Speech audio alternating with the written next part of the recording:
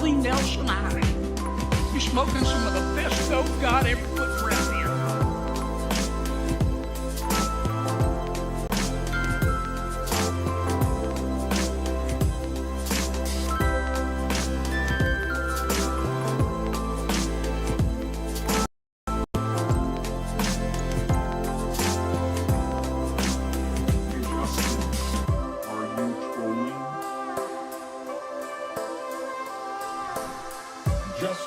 FREAKIN is a formidable voice in the culture.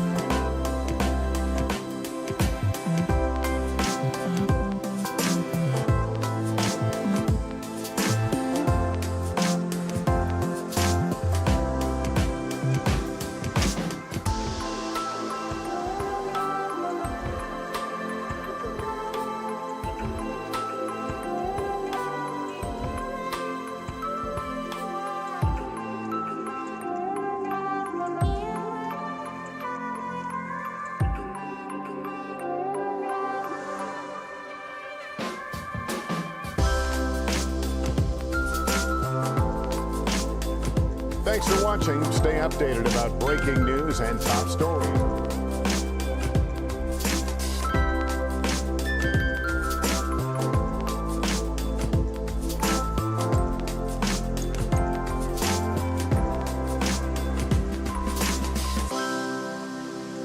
You live in sexual anarchy.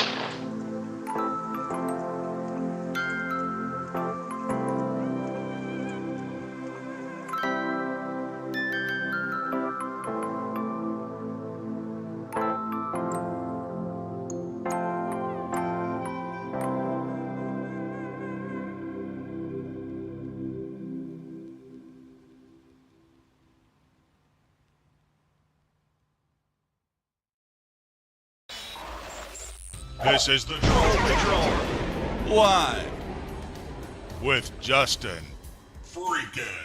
Welcome. It's the Troll Patrol live. It's a freaking Sunday. Warlord is under the impression that I've been somewhere, and I have no idea what he's talking about. I took Thursday off for my birthday. And also because I was on Saturday of last week. I took a 3-day weekend because I didn't get a weekend the week before. So it all evened out, same amount of content. Welcome, good evening, Warlord Holiday. News be doing stupid shit. A meteor hit Boston. I hope Lenny's okay. We're gonna talk about that in a little bit. First, we're gonna get high.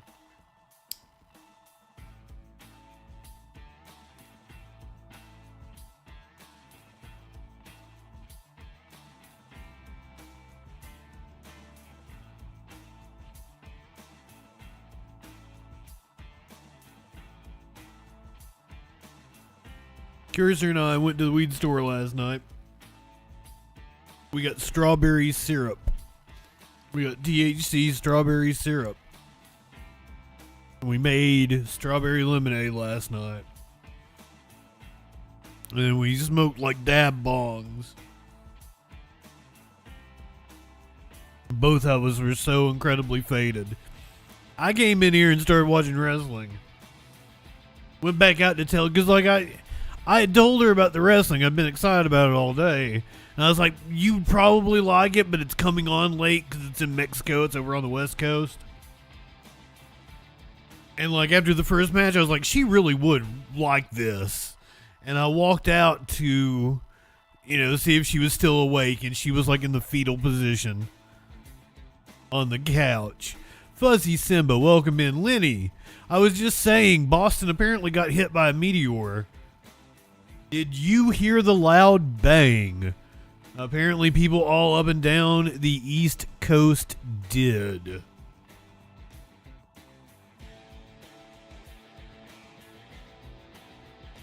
A video of a flight being diverted because of an unruly passenger. Crazy pursuit happening in LA. A landlord set a deadly trap for his tenant. Questions being asked about a bank robbery taking place in Chicago that led to FBI agents shooting the suspect.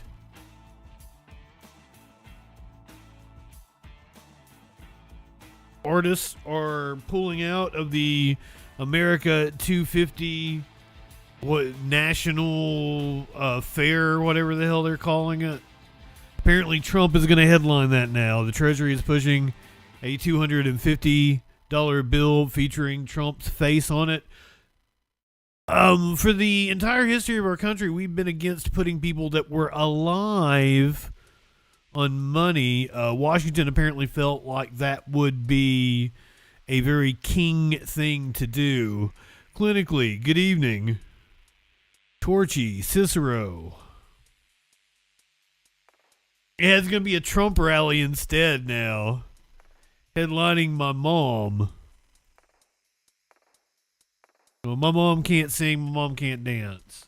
We got some business to take care of before we get started. We got some business to take care of. We got a phone call to make.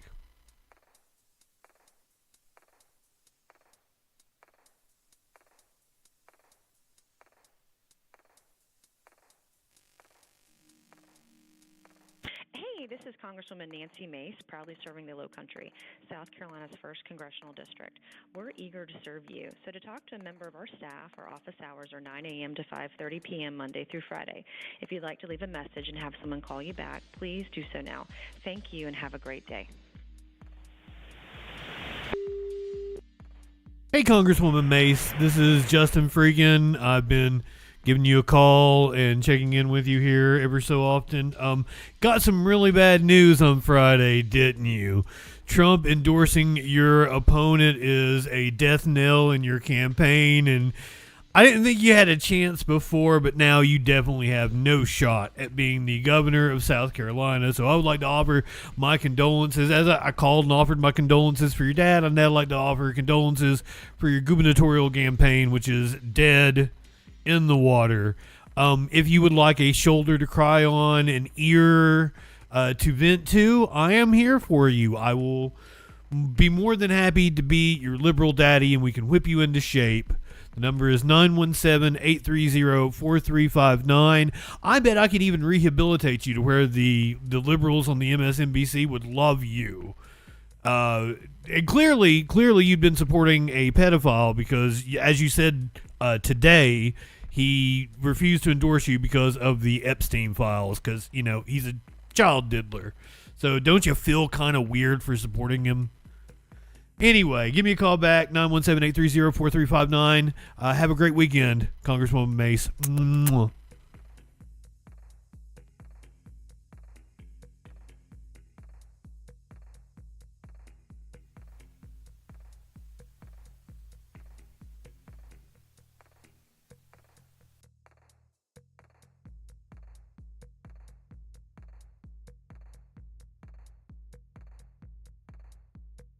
Are you like pointing me out to the FBI? Or are you being like, FBI, this man right here? Or are you telling people to FBI me?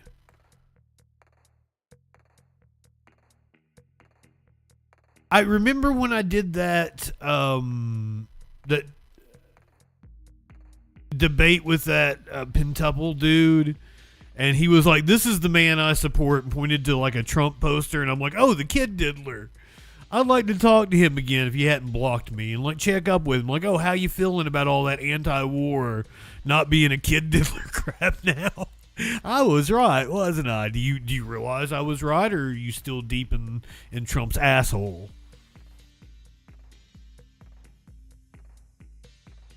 How do we know that there's an FBI agent in this chat right now?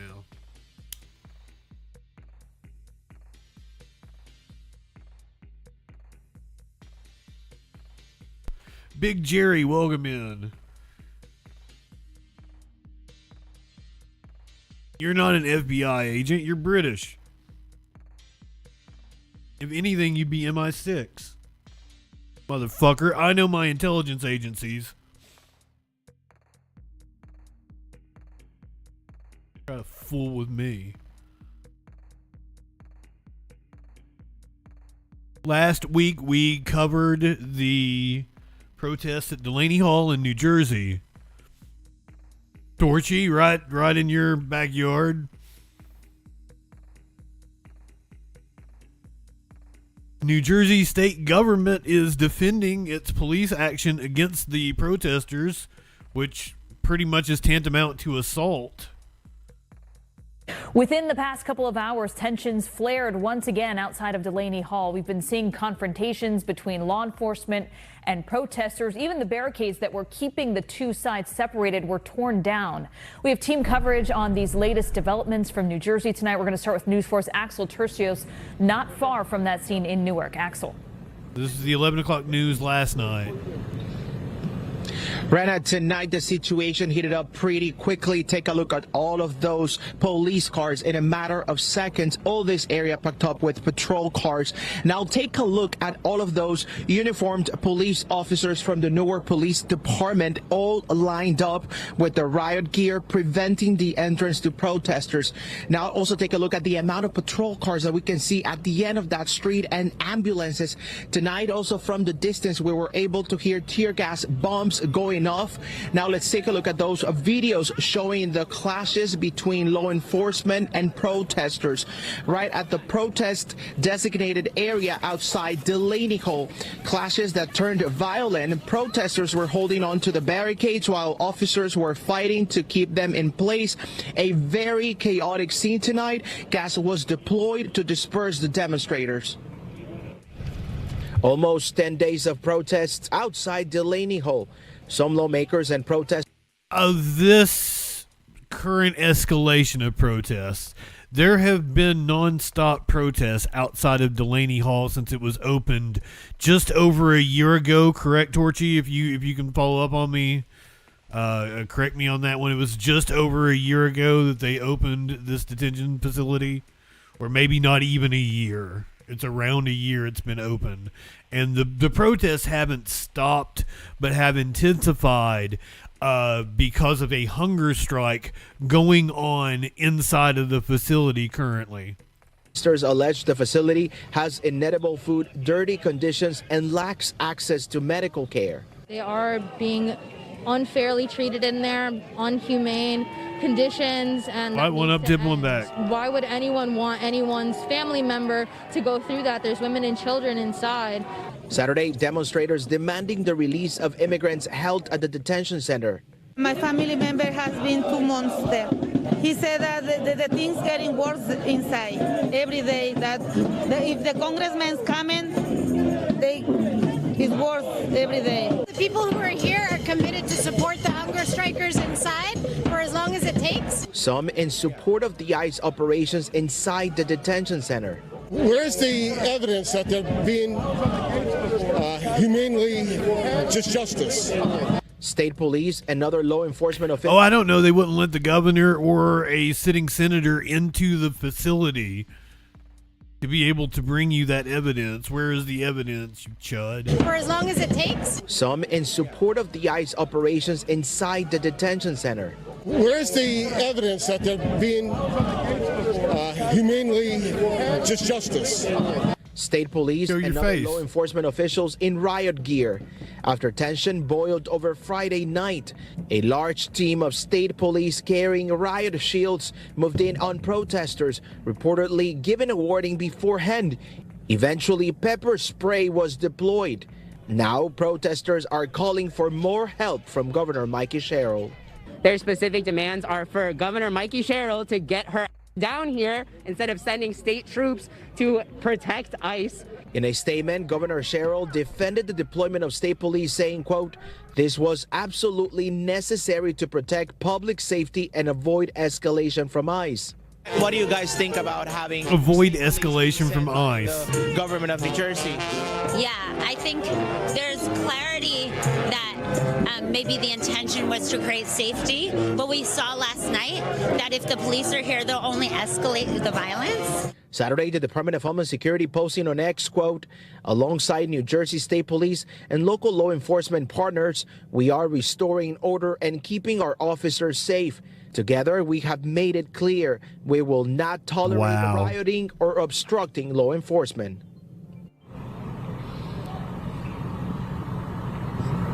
Rana, Governor Mikey Sherrill is calling on the Department of Homeland Security to restore family. I'm sorry, but this dude looks like a Fred Armisen character from Portlandia. Gonna ask me for some cruelty-free milk or some shit like that. Show me how to blow my own light bulb. Visits to Delaney Hall, and she's also demanding better medical care for detainees. Rana. Okay, Axel Tercios with the latest from the scene. Axel, thank you. Just put a bird on it. From what the governor Can you is pickle saying it? about this, we have News 4's Charles Watson picking up our team coverage from the newsroom. So, Charles, he's all for Ghostbusters Ghostbusters. Responding to what's happening at Delaney Hall. Well, Brandon, despite the video we just saw outside of the facility earlier today, Governor Mikey Sherrill was calling on people to keep calm, saying the strong police presence is what's best for public safety. Meantime, New Jersey State Police Superintendent Jeannie Hagenmole said tonight Newark police are taking... Hagenmole. I'm sorry. Earlier today, Governor Mikey Sherrill was calling on people to keep calm, saying the strong police presence is what's best for public safety. Meantime, New Jersey State Police Superintendent Jeannie Hagenmole said tonight Newark police are taking the lead outside of Delaney Hall alongside New Jersey State Police. While Newark remains the lead law enforcement agency. This is like the worst thing, but there's fascists. They're running a concentration camp. We've got protesters outside that are being incredibly brave and being assaulted by both local law enforcement and the federal agents. And I'm over here laughing about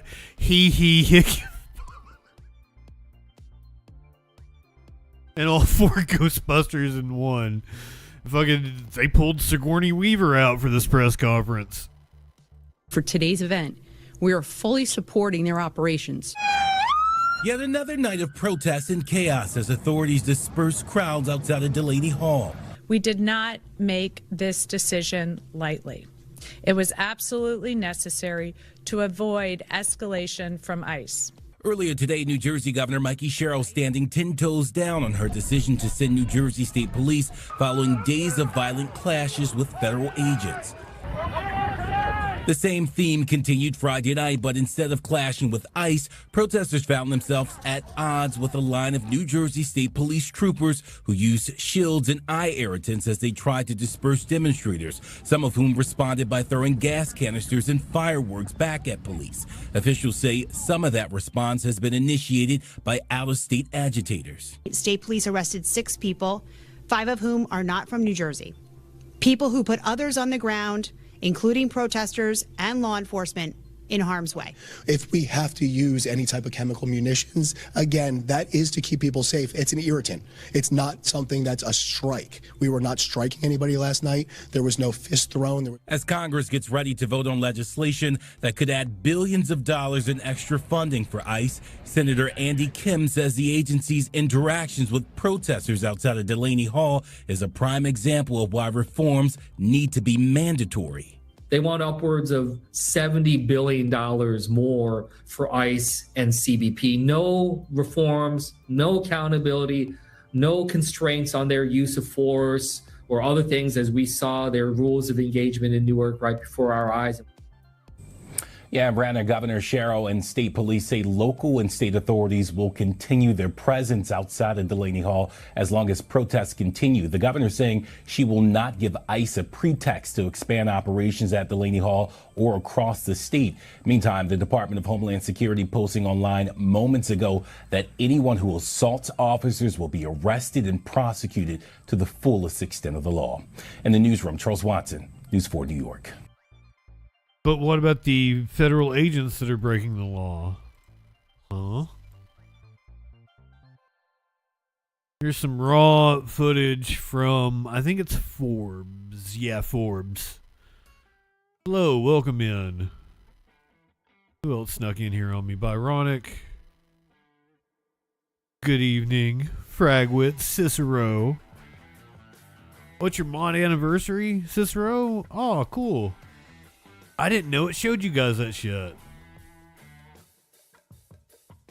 I don't know what you're goddamming me for clinically.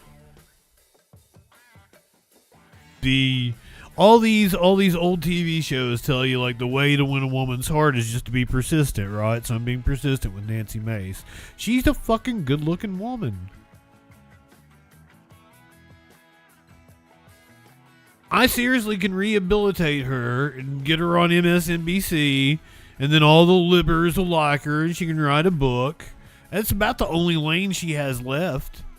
But Lord, welcome in, friend.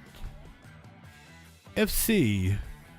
The fear of long words is called hippopotamonstrosquipaliophobia. That's fucking funny. I am a gooner.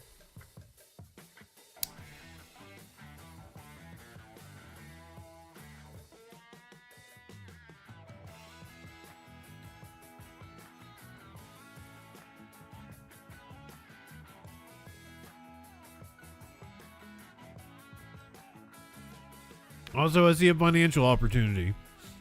I think I could rehabilitate Nancy Mace, get her on the MSNBC.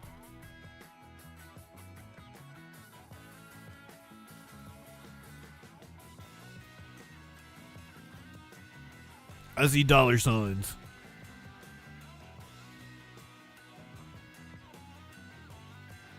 Think about the headlines that she would get if she comes out and says she was wrong about trans issues and apologizes to the trans community.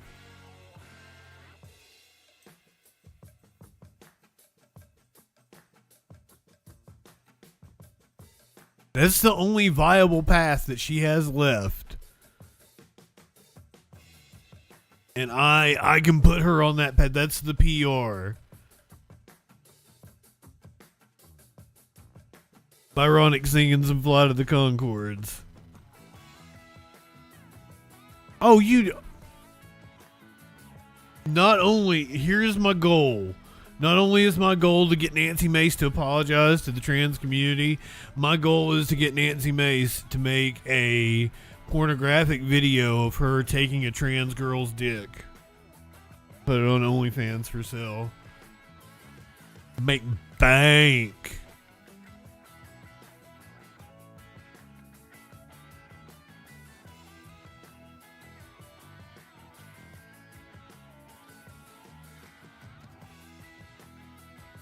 Anyway, here's some raw footage of the protesters from yesterday at Delaney Hall. The incels have arrived. The virgins have arrived. It will be a day off. You'll find out. All right? I fucking it. You fucking hear it? Hail King Trump. That's right. Hail King Trump. Morgan gal.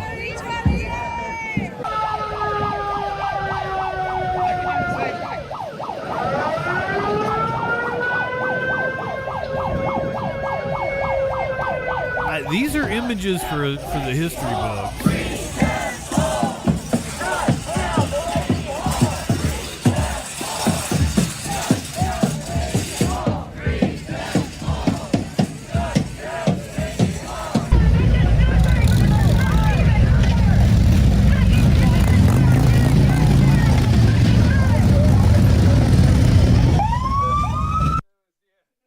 On a side note, one of the things that I find so disgusting about this, and I'm one to talk because here I sit doing a news show where I am pretty much doing the exact same thing that I'm getting ready to criticize, but these motherfuckers that are social media influencers, these MAGA influencers that are just trying to make a dollar by being on the scene of so much human suffering, a literal concentration camp. It fucking breaks my heart that we have the capitalistic incentive that's going to result in people going to a concentration camp in an attempt to create content off of it that they're able to monetize.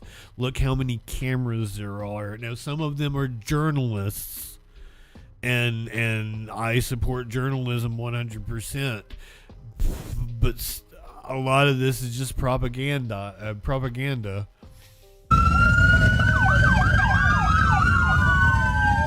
I didn't vote for ICE. The Constitution says no matter what you voted for, you can't violate the Constitution.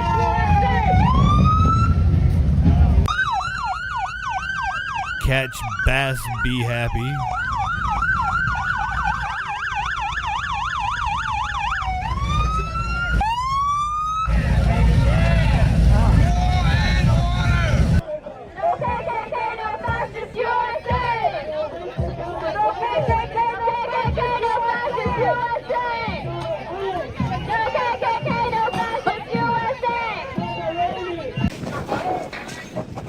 If it looks like a Nazi, if it quacks like a Nazi.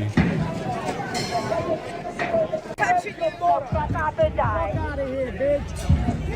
What's this? This is my favorite. Go ahead. Go on your home. Don't touch my set, you piece of shit. You touched me first. No, when I'm talking about the Constitution, I'm talking about the 4th and 5th Amendment rights that ICE is violating. Go ahead, I dare you. I dare you. Go ahead. Go ahead. You hit me. A citizen cannot violate the Constitution. I'm not a fucking wife beater like The Constitution is a set of rules about what the government can and cannot do. Please learn how the government works before you have an opinion on it. Show that you have balls. Show that you like to be women.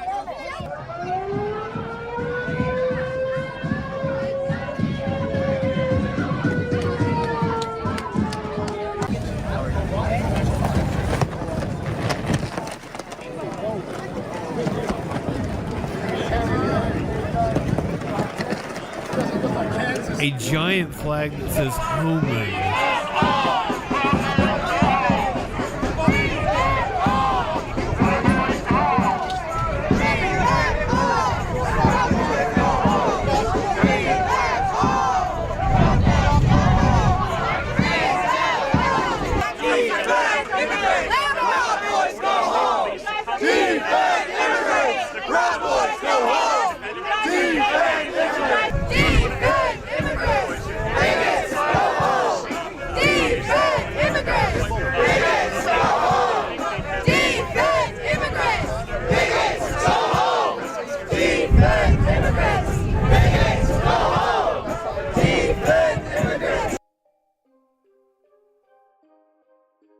I just, once again, failing an open book history test.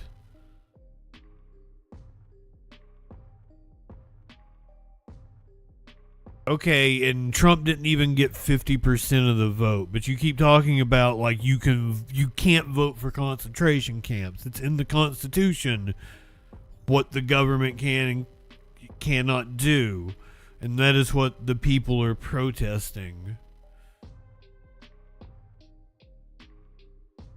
And you're actually wrong. History shows that the only change comes from the streets. I would highly recommend picking up a history book.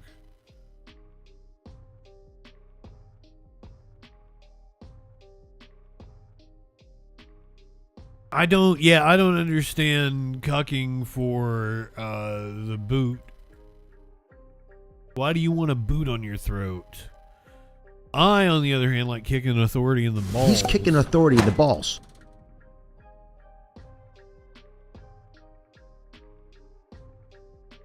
I mean, I do vote. And you want to talk about voting. First of all, Trump shouldn't have been allowed to run. He attacked the country. He's a traitor to this country. But if you want to talk strictly voting, he couldn't even muster half of the electorate. Most people don't vote. The majority of people stayed home on election day. Of the less than half that did vote, Donald Trump was unable to get half of that electorate. Most of the people who cast their ballot that day voted for someone other than Donald Trump.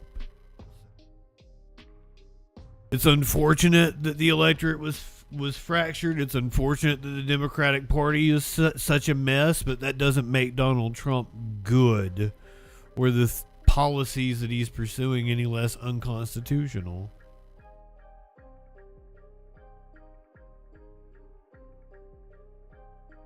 I don't want my change. I don't know what you're fucking talking about. Like, brother, right-wingers just, they say the dumbest things. Trump tried to execute what's called the fake elector scheme on January 6th, where he fomented a riot in order to get Mike Pence to not certify the election and send it back to the states where Republicans held a majority of state houses, and he was hoping that they would name him the winner of the election. And here's the thing, man. We say what you say and revert that. Dude, I have no idea what you're fucking talking about. Here's the thing, is you election deniers piss me off. Like, I didn't vote for Democrats for 20 years, and I voted for Joe Biden in 2020 and was proud of my vote. Made a deal of it on stream. 2020 was my first year doing the show, and you want to invalidate my vote because of your fucking feelings. And it's horse shit, and I hate all of you. I think you're the biggest pieces of shit in the world. You're all fucking morons that support a goddamn pedo. You're a real piece of shit, dude.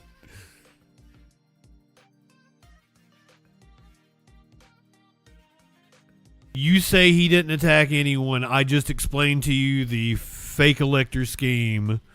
There's video of Roger Stone talking to the Proud Boys. The Proud Boys and the Oath Keepers were convicted of sedition against this country. Trump pardoned them.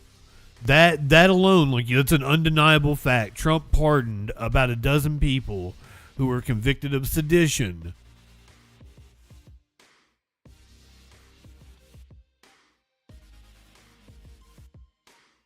He's a traitor to the country. Sorry. Uh-oh. Caller, you're on the Troll Patrol. What's going on? Hey, can you hear me? I can. What's going on, my man? think you're insulting me. I'm insulting you? Yeah. Okay. Because I just saw a brief second. You're making fun of right-wingers? Yeah, right-wingers and morons. Why do you say that? Let me hear your point of view. I mean, right-wingers elected a child rapist president. That's pretty fucked up. No. Wait, so half of the country is right-wing? No. See, this is what happens when you didn't pay attention to what I was saying. Half of the country didn't vote. Of the half that did vote, Donald Trump didn't even get half of that. Donald Trump's support is maybe 25 to 30%. No, he got the half a vote, popular vote, pretty sure. Forgot. Been a while. Anyways, I don't think the right wing supports Trump, though. I don't know what that means. We don't support Trump. We're done with him. Remember? He's the president right now. I remember Yeah, what? We're done with him. He's not right wing for us. I don't know what that means. He's the president, dude. He's the dude making policy right now. Well, I'm saying the right wingers, we don't support him. We're done with him. He doesn't support. What, after our 10 values. years, you guys realized he was a con man? No, he's just a pussy. He's a coward. He's a baby. Yeah, we've known doesn't get that. anything We've done. all known that. We've known that. I've known it for decades, dude. That's No, why no, you're you haven't fucking done stupid anything. that you voted for him in the first place. Oh yeah, why didn't you do anything then? What do you mean? Why didn't I do anything? Why do you keep putting him in? Why do you keep putting him in office? Why do you keep getting him elected? I didn't. You do. How do you figure?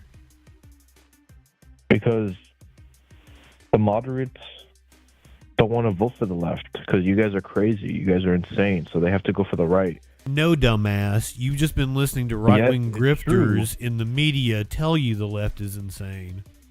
No. 1990s liberals are voting Republican right now because the Democratic Party has gone so far to the left. The Democratic Party is not the left.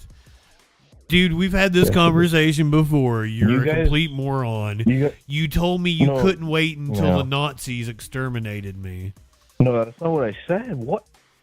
I don't want that to happen to you. You seem like a cool freaking weed addict dude, but I'm just warning you. You seem like a complete fucking idiot. If you keep this up, they're gonna come after you, If man. I keep what up? Exercising my free rights to run my mouth and criticize things?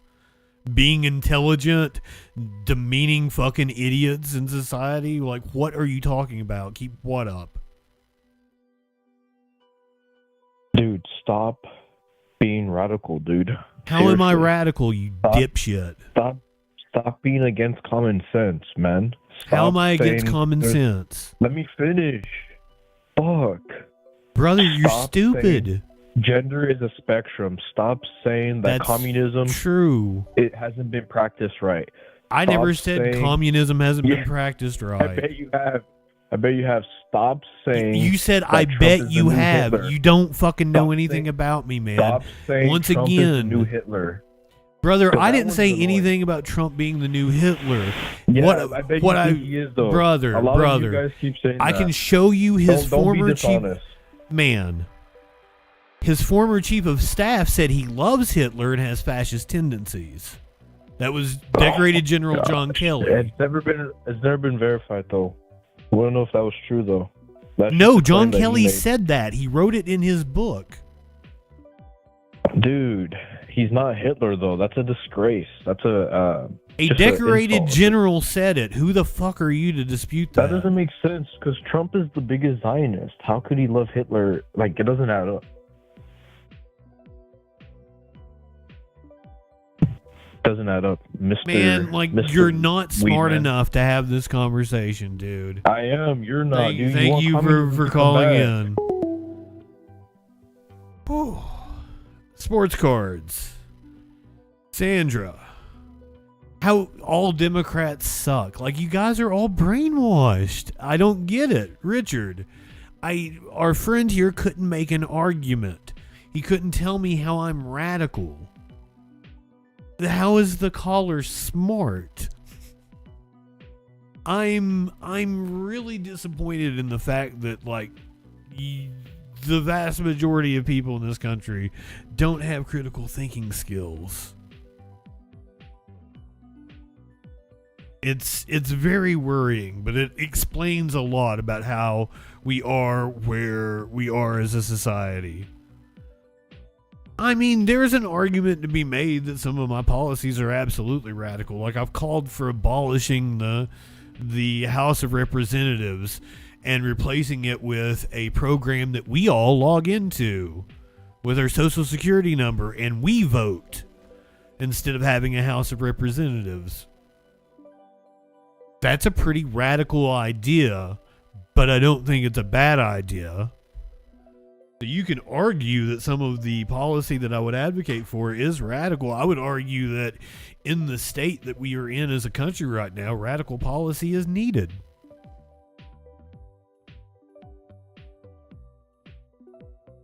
Donald Trump apparently going to use the DOJ, which, for those of you unaware, the DOJ operates on behalf of maybe we have a caller who's not a complete dumbass. We'll give it a try. Caller, you're on the Troll Patrol. What's going on? Hey, taking a break from studying for the LSATs. Figure I'd call in. LSAT. Well, you should be able to have a good conversation then. LSAT these nuts on your chin. Good one. How you doing, my friend? Oh, shit, he's not even going to talk to me.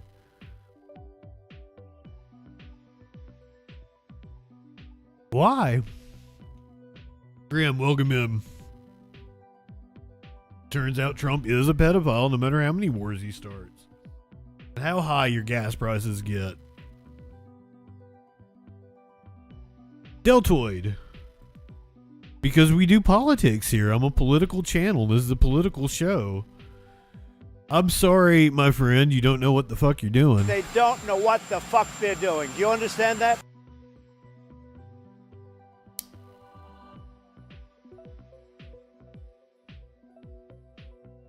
Why, you in politics? Trump's going to use the DOJ to go after E. Jean Carroll, the woman who got a rape adjudication against, at the time, the former president. Tonight, the Trump administration's new move against one of the president's political enemies. The Justice Department opening an investigation involving E. Jean Carroll's civil lawsuits over sexual abuse allegations against the president, according to two sources familiar with the matter. But the current probe is not focused on Carroll. Instead, it's on a trust founded by billionaire Reid Hoffman, whose nonprofit helped pay for some of Carroll's legal costs for her lawsuits against the president, the sources tell NBC News. Hoffman, the co-founder of LinkedIn, is a major Democratic donor and an outspoken critic of President Trump. In 2023, Carroll was awarded $5 million in damages after a jury found Trump liable for sexually abusing her in a New York department store in the mid-1990s. This is not about the money. This is about getting my name back. In 2024, a jury found that Trump had to pay Carroll more than $83 million in damages for repeated defamation. I don't even know who this woman is. Oh, bullshit. The president has repeatedly denied Carroll's allegations. A federal appeals court decided that President Trump did not need to pay the money until the Supreme Court weighs in. The new move follows the DOJ's targeting of other Trump critics, including former FBI Director James Comey, New York Attorney General Letitia James, and California Senator Adam Schiff, who's calling it a vile attack on the rule of law and a disgusting insult to victims everywhere. We could not reach Hoffman for comment. A source familiar with the investigation tells NBC News that Acting Attorney General Todd Blanche has recused himself because he was President Trump's personal lawyer, Tom. And Gabe, while we have you, there is another headline at the White House, the potential for a $250 bill with President Trump's photo on it. We're going to talk about that here in a second.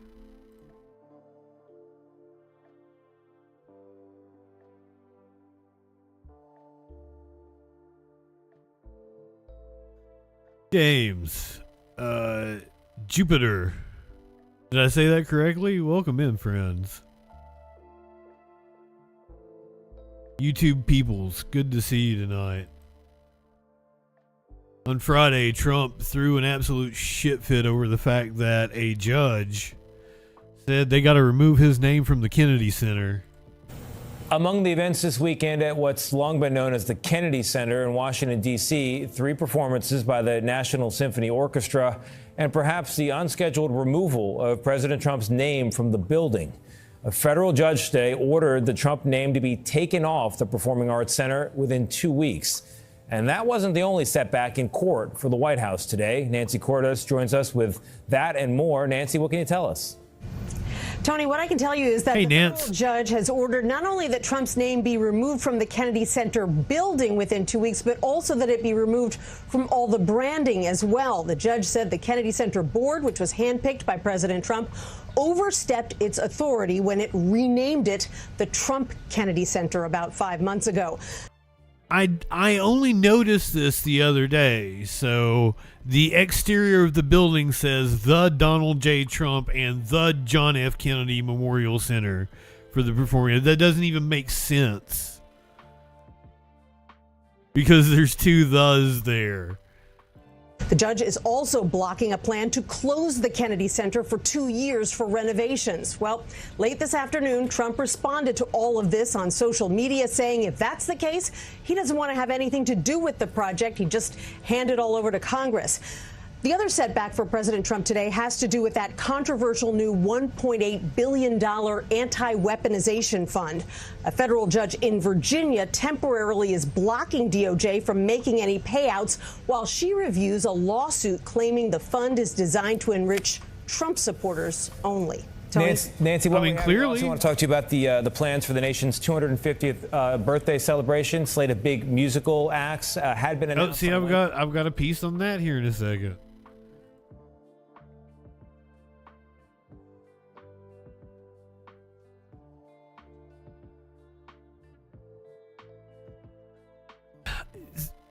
So Curiouser was watching Black Mirror or something the other day, and she said something about Boney M.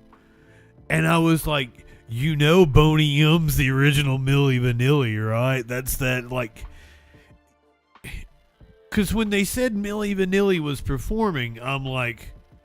Well, it's not what's-his-name who, like, does sing now. He goes around and sings. It's like it was the studio singers. But that's still not Milli Vanilli because it's the German guy was the actual voice. And then there were, like, other singers around. Like, they had, like, a black woman and then a black dude and shit. But, like, there's, like, a white German dude, and he's, like, the voice. He was the voice of Boney M, and then he's the voice of Milli Vanilli. Like, he's dead. He couldn't be performing. And it's Rob, or is Rob the... Because one of the 2 members, or both of them might be dead now. Did the other one die? One of them lived long enough to be able to learn English enough to be able to sing Girl, You Know It's True. I think both of them may be dead, but one of them died in the 90s of drugs. And then one of them lived, like, you know, and redeemed himself and went on tour in, like, 2017 and did the Milli Vanilli songs. But I want to say he died, like, a couple of years ago. But I might be wrong on that one. Fab and Rob is the one that died in the 90s, or Fab is the one that died in the 90s.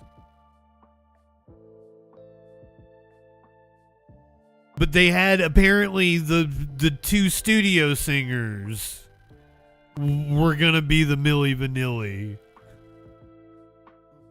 which that was always my thing. I was like, why didn't they just get the singers that are Milli Vanilli to be Milli Vanilli? But it's like a fat black guy and then that stubby little white guy, German motherfucker. Fab is still around. Okay, so he learned English enough to be able to sing the songs and went on tour in like 2017, 2018, something like that. I found that cool. But all but Vanilla Ice and Flo Rida have pulled out of Trump's 250 fair, whatever they're calling it, national Tonight, fair. with preps already underway for an event celebrating America's 250th birthday on the National Mall, a new snag. This will be a time like you've never had in your lives. America 250. 6 musical artists originally announced as performers now dropping out, many citing political concerns. Country singer Martina McBride writing, No, that is not up to date. I think CNC Music Factory, Milli Vanilli are both out now. This is not an up-to-date poster. political concerns. Country singer Martina McBride writing, I was presented with an opportunity to perform at a nonpartisan event, but that turned out to be misleading. Rapper Young MC saying, artists were never told about any political involvement. And Poison frontman Bret Michaels writing, Yes, Young MC is out. something much more divisive than I agreed to be part of. The event is organized by Freedom 250, a public-private partnership launched by President Trump. We have a president that wants to celebrate 250 years of America, and that's exactly what we're doing. And that's how it was sold to performers. And not everyone is backing out. A representative for Vanilla Ice telling NBC News he is proud to help celebrate America's 250th anniversary. Others still slated to perform include Flo Rida, CNC Music Factory, and Fab Morvan of Milli Vanilli. Oh, it was Fab. Cage going up for that big UFC fight at the But White no, House. they have backed out now. Offering troops free tickets, but requiring they meet certain height and weight requirements, according to a Pentagon memo. Which I don't know of all the people that could call themselves Milli Vanilli. I think Fab is the lead.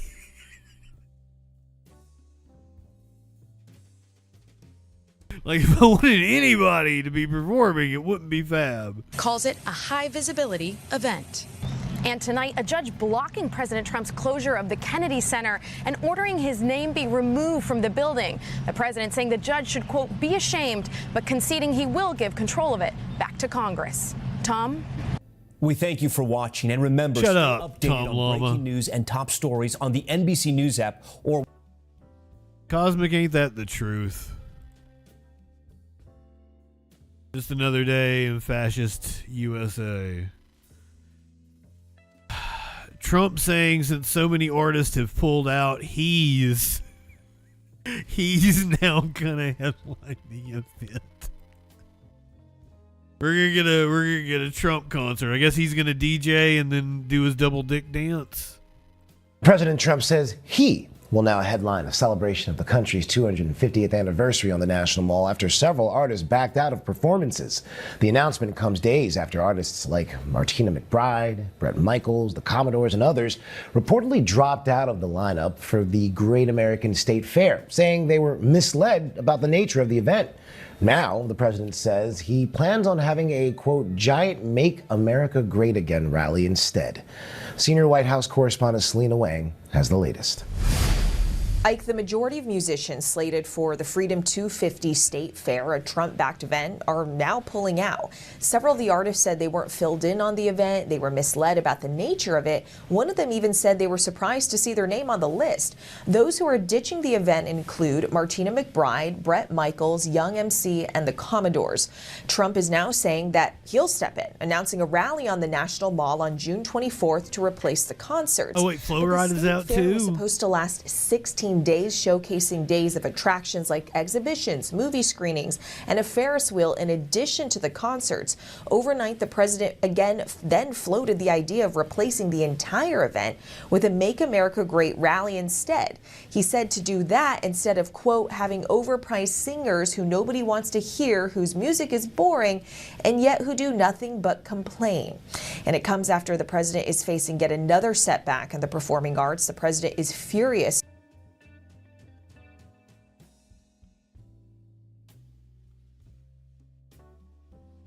Zero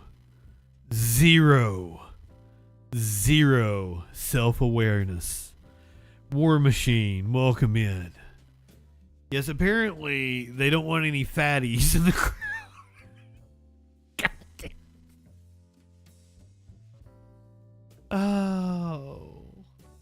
over a federal judge ruling that the president's name needs to be removed from the Kennedy Center within 2 weeks. He's complaining about the event while accusing all of the other artists of complaining.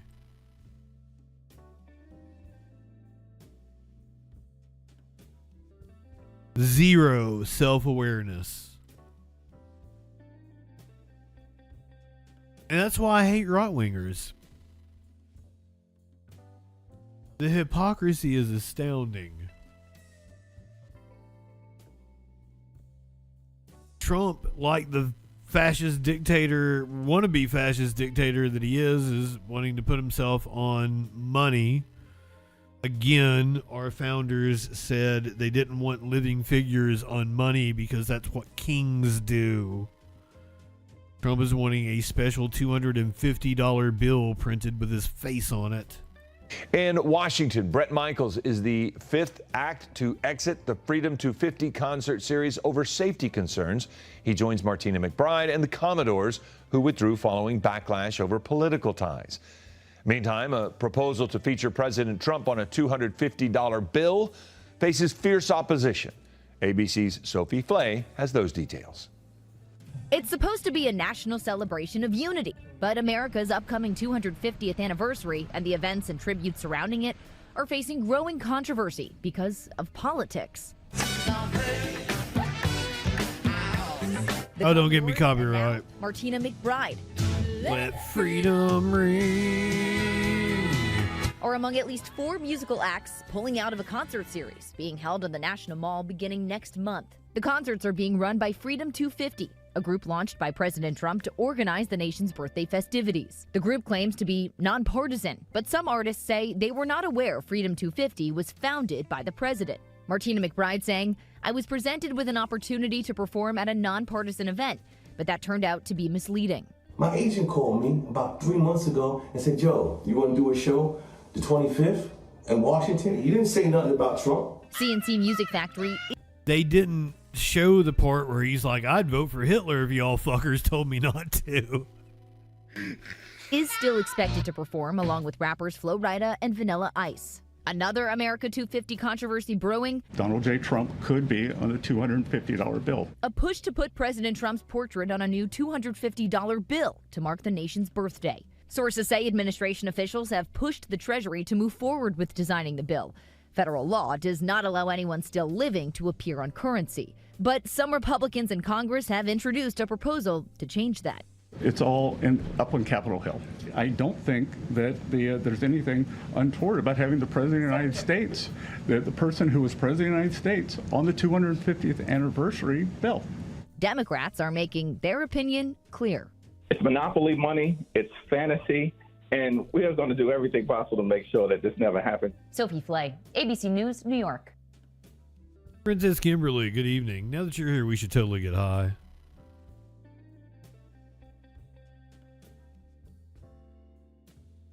He is taking advantage of the fact that it's the 250th anniversary to try to do all this shit that he's wanted to do. And he's using, and like, this is just like a fucking accident of history that it happened to fall while he was president. This is insane.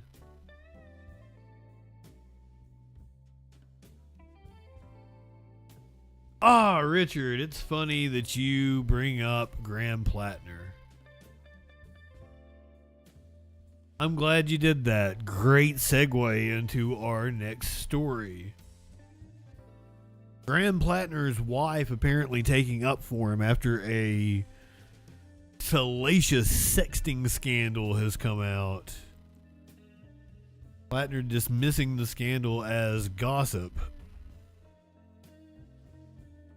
Graham, we heard saw Amy's video last night about this situation, the story in the Times and the Journal. What would your statement be at this point? It's no surprise to me that the establishment media outlets are just going to run gossip instead of wanting to talk about the things that actually matter in this race, which are the material realities that the Mainers are working with. These people are going to try to make this race about anything but what it's supposed to be about, which is policy. They never want to talk about policy. Amy and I have a very loving and very happy marriage. They would very much like to try to rip that apart. They're going to come after us in every awful way that they possibly can.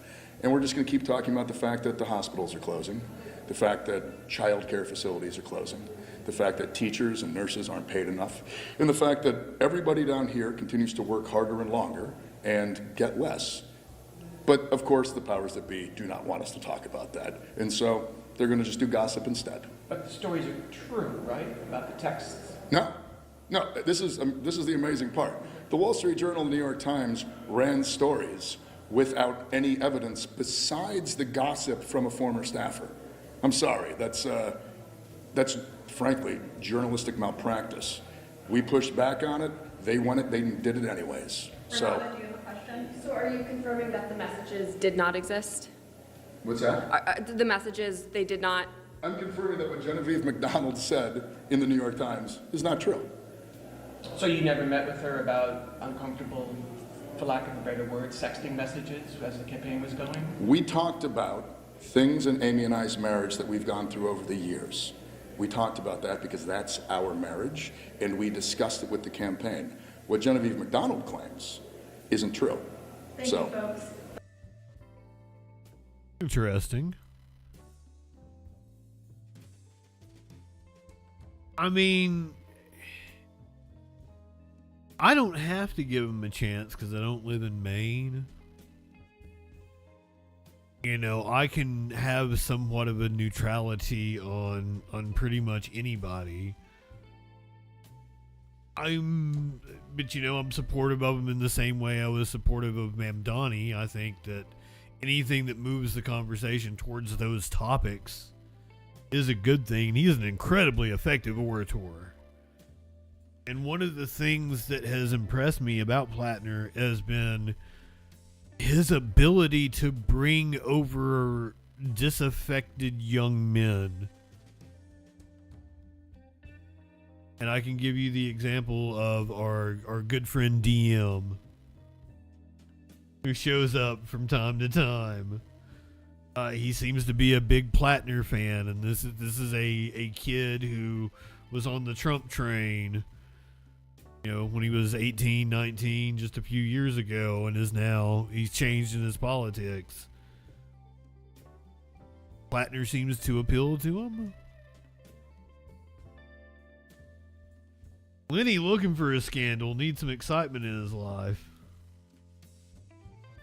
My position has always been there's like no scandal I can ever be involved in, because anything you hear that I did, like my chat would be like, it sounds like Justin. It's totally believable. You do, you know, like.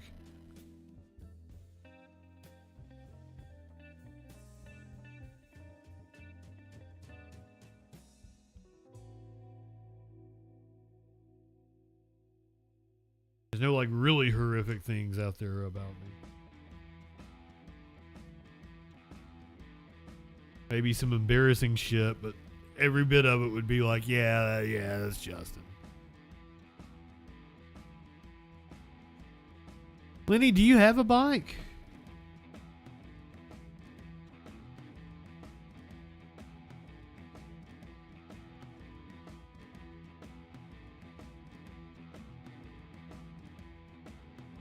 Sorry, I was packing some marijuana there. If you'd like to light one up, tip one back with me. You're Willie Nelson high. You're smoking some of the best dope God ever put breath in. What kind you got, a Kingster? You got the whole kit and caboodle with the saddlebags and everything?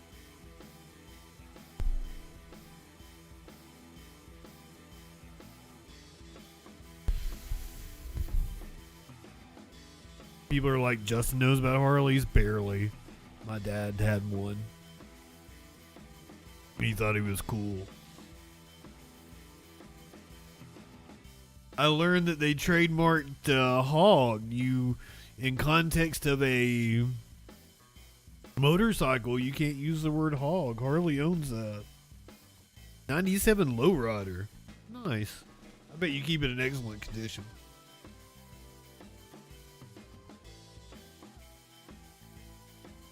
So we were talking about Plattner and Maine, but the big election we got coming up is California on Tuesday. The LA mayor's race primary and the statewide gubernatorial primary. We've got new polling, fresh polling in. Reaction from Tom Steyer. Welcome back. Public opinion polls indicate that it's a three-way race for the top two spots in the race for governor of California. Xavier Becerra, a former Secretary of Health and Human Services, the former California Attorney General, is believed to be the front runner, certainly on the Democratic side. But now it's a race for the second slot between Steve Hilton, a member of the Republican Party, and Tom Steyer, who has spent a record $210 million in this race.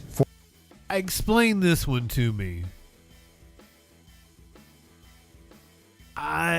Hold on, like I might need media winch available.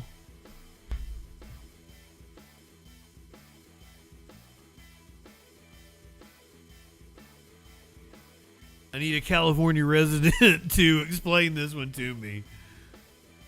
For governor. We talked with both of them earlier this week. Mr. Steyer, thanks for taking the time. Recently, you launched another 2 negative ads against Xavier Becerra. That's contrary to what normally happens in political campaigns, usually end on a positive note. Dissuade us of the notion that you have flattened out in terms of a positive message, and so you're doing everything you can to bring down Xavier Becerra's numbers in order to make the runoff. Oh, absolutely not, Conan. We are ending on a positive note. Look, this race has gotten very seriously simple. Richard. There's one person in this race. Great observation. Progressives pulling for a billionaire and a former Blackwater merc. That's Graham Plattner. Tom Steyer, probably the most progressive in the California gubernatorial race.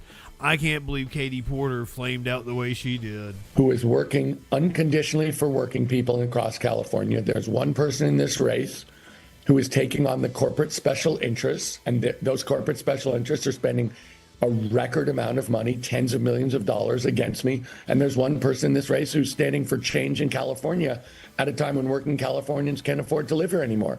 So I think you could do worse than all of this. Becerra is about how we build a California that working people can afford to live in, where we go back to having a great school system, and where people can afford to buy a house. So let me ask you, you've been an activist on climate change. You started Next Gen Climate Change. You've talked about the problems of fossil fuel engines as well as tailpipe emissions leading to global warming. So if the price of gasoline goes up and more people combine their trips, more efficient in the use of their car, and they start using public transportation more, isn't that a good thing? Look, do I think it's a good thing that gasoline prices go up and swamp the budgets of working Californians? Of course I don't think that's a good thing, Conan. I've been saying what we need to do. They are getting windfall profits because of a war, a stupid war that Donald Trump started in Iran. And the oil companies' costs haven't gone up at all, but their profits have zoomed. And I've said they're getting windfall profits at the expense of Californians, and we should be going and getting that money back, the windfall profits tax, and sending it directly to Californian citizens who are getting screwed at the pump. So do I think it's good when Californians' prices go up? I don't think that's good. Oh, God, I'm wincing at those prices. Energy, of course I do, but I don't want to do it by making Californians. That was like 2 weeks ago, right? That's when they were at their peak. And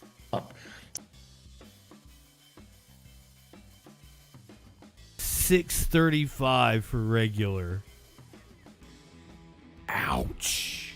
So do I think it's good when Californians' prices go up? I don't think that's good. I think we should be moving to clean energy. Of course I do. But I don't want to do it by making Californians suffer at all. And my answer is to make them not suffer.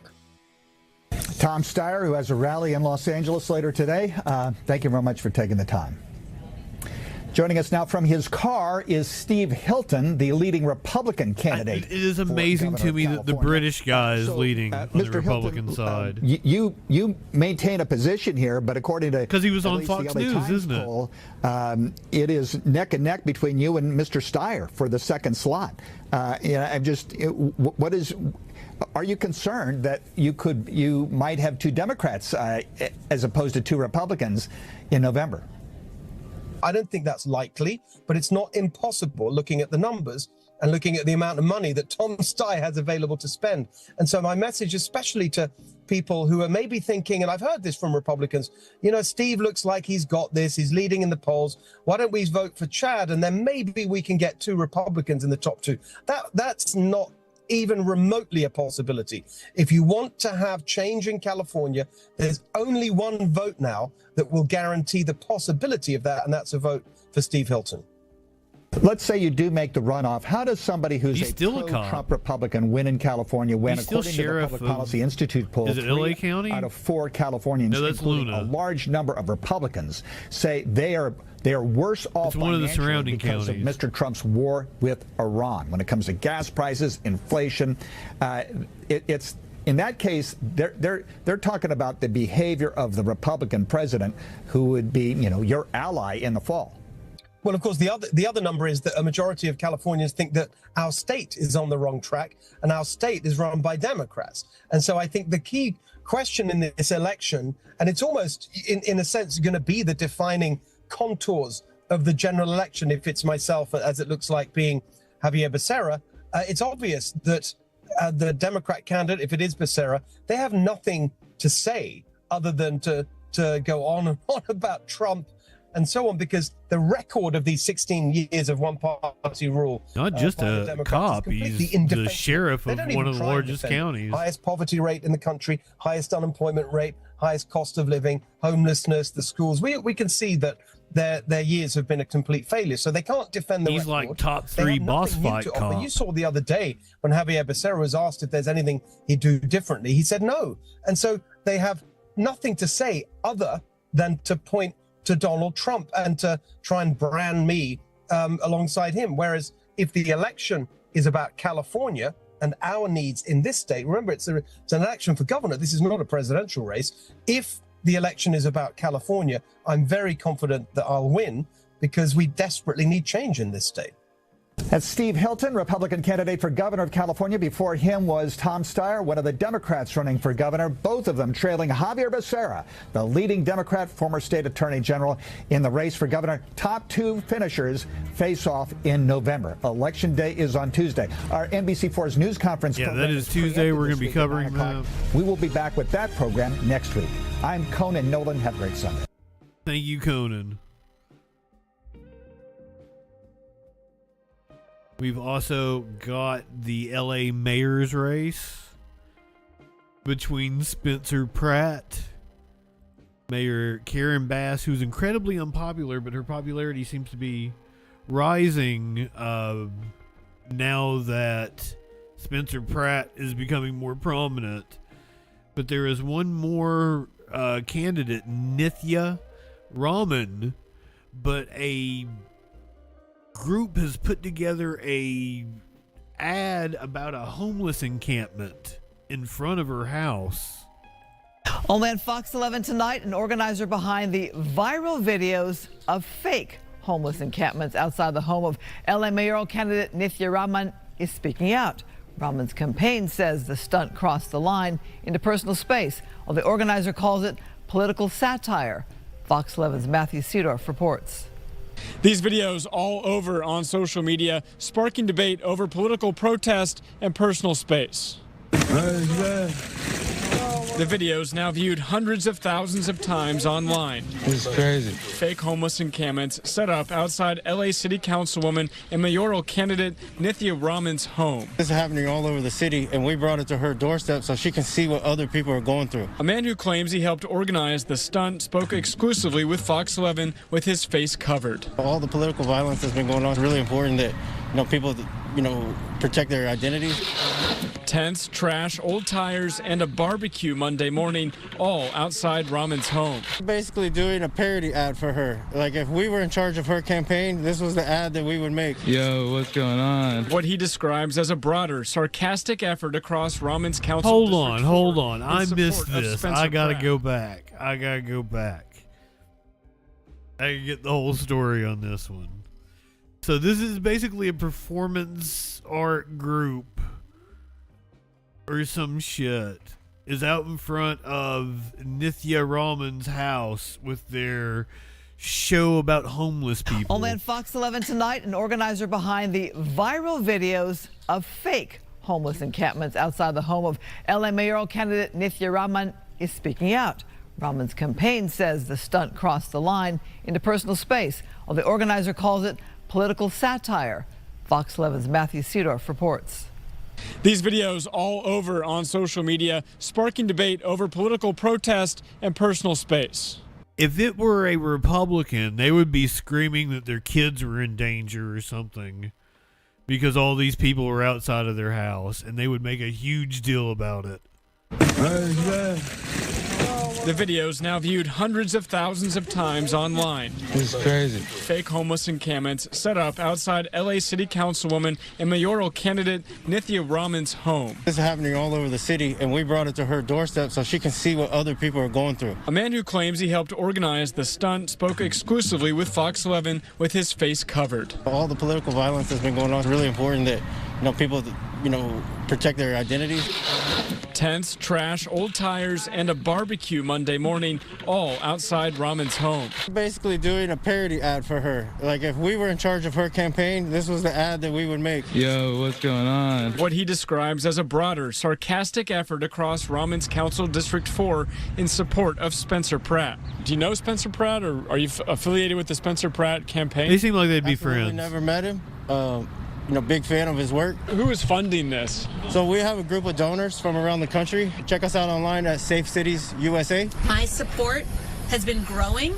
At a press conference Thursday, Raman discussed a new UC Berkeley poll showing her in second place in the mayor's race, but did not address the videos. I looked out the window and I realized that there were people setting up what was, I think, a fake encampment, like a homeless encampment outside of my house.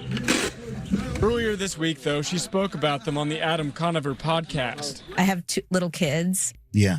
They didn't see it, luckily, this morning. But, I feel badly that I'm even subjecting them to that at all. But it has definitely, this has gone far beyond what I expected the campaign to be about. They feel like this draws. She did make the appeal to the kids. It's a public street, and I can see where she's upset, but to think about everybody else that's going through the same thing constantly that are being ignored. This race already getting national attention with the election now just a few days away. Matthew Seedorf reporting, Fox 11 News.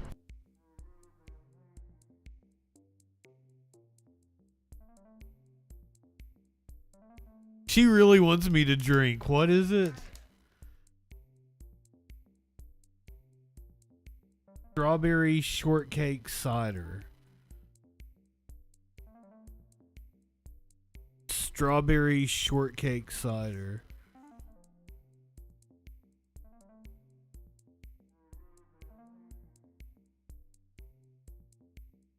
All right.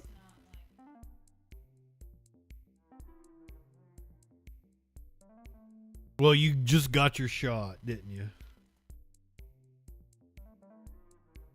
Just like as I was taking that sip. No, I am not taking a shot of rum. I haven't ate all that much today, so I don't particularly want to drink alcohol.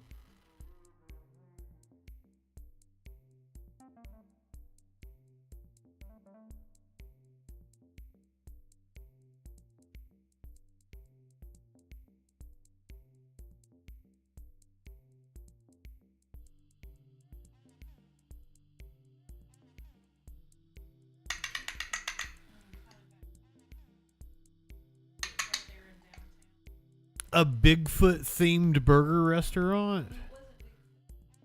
Oh.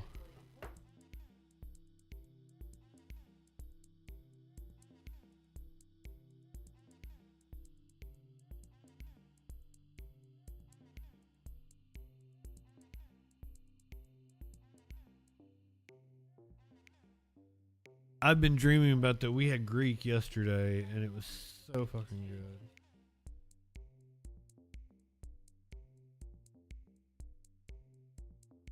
Yeah, we had a baklava. Is it racist for us to do that? You're totally doing it too, but I'm really being... I guess you're making an honest attempt to say it correctly, whereas I'm comically exaggerating it.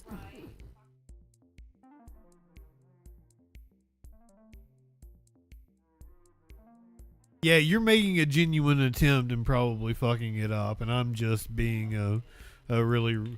Is it racist against Greek people? Can you be racist? The only thing about the Greek restaurant that I did not enjoy was, like, it seemed like, and I guess it's because of the area, like, it wasn't really focused on Greek cuisine. It had, yeah, they had burgers, and, like, it seemed like they really focused on pizza and pasta and shit. And I'm like, you're not an Italian restaurant.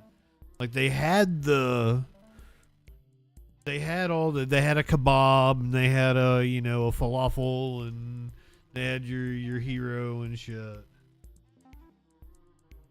But that was like, it was just like very basic bitch, and then the rest of it was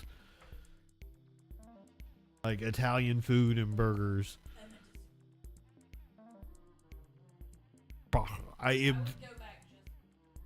It was Femvox. I couldn't eat the it was the very bottom like layer. It was one little bite. I could not finish the last bite last night.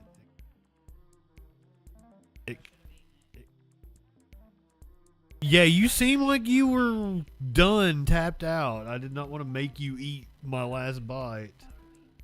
I would have eaten it. Oh my god. I mean, it was the very bottom layer.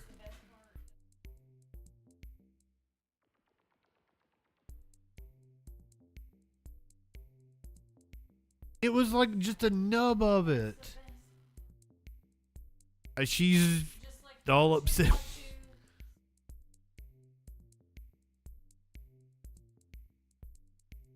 See, that's what I was thinking, Cicero. That was for the kids. But honestly, Greek food is like, that's one of the things. Like, I wolfed down that gyro, and she asked me if like I needed Tums. I'm like, it's not digestive offensive. It's really Here, I got us a super bong.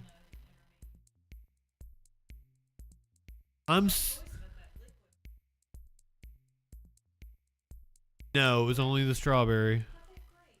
No, I don't think so. I just saw the strawberry. And we got that start. Do you want to have a glass, or are you okay? Put it up for the good times. There was no entertainment at the Greek restaurant. I mean, it was a Saturday night, so I guess if they were gonna have entertainment. Sparkles and I went to a Mexican restaurant one time, and a dude was doing like 80s butt rock, and it was hilarious. It was one of the funniest things I've ever witnessed. Apparently, like, it's like the owner or some shit and his wife, and yeah, they're just...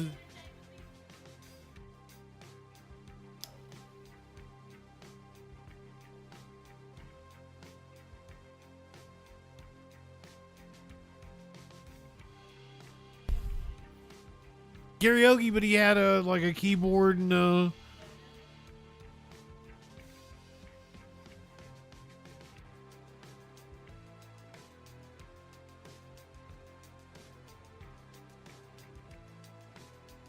we have launched a criminal probe into the tank that didn't explode.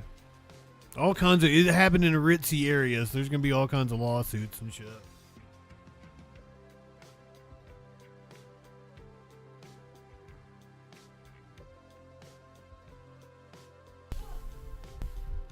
On the Garden Grove chemical tank, the leak there, but officials say they will not stop until everyone is able to return home safely. This new video actually shows workers at the tank once again within just the past 10 minutes or so. The Orange County District Attorney is now expanding his criminal investigation. NBC4's Jonathan Gonzalez joins us now with more on what Todd Spitzer had to say. Jonathan. Yeah, Carolyn, Colleen, this is the second time we've spoken with Mr. Spitzer since this all started. And over the weekend, Orange County District Attorney Todd Spitzer did open up a criminal investigation into GKN Aerospace, ordering the company to preserve any and all documents. Well, today, the DA tells us he is now expanding the scope of his investigation regarding this case to include any price gouging and predatory practices by attorneys. Spitzer says safety remains his top priority, but that he wants to make sure that anyone impacted by this crisis is made whole. He says GKN Incorporated is an international company with facilities all over the world. He says they certainly have insurance and they will be held accountable for reimbursing people for out-of-pocket expenses while they've been forced to live out of their homes. That is why he says he's opened up this criminal investigation over the weekend, even though the situation hasn't been resolved yet. He calls this entire situation inexcusable. Orange County itself is 3.3 million people. There's 20 million people in our basin.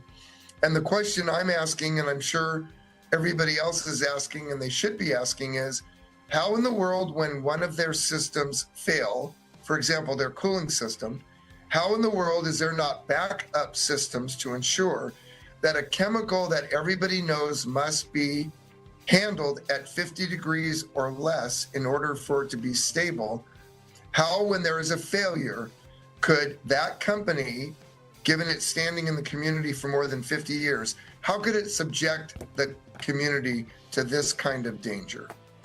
Now, we want to be clear, even though this investigation is criminal in nature, that doesn't mean criminal charges will be brought.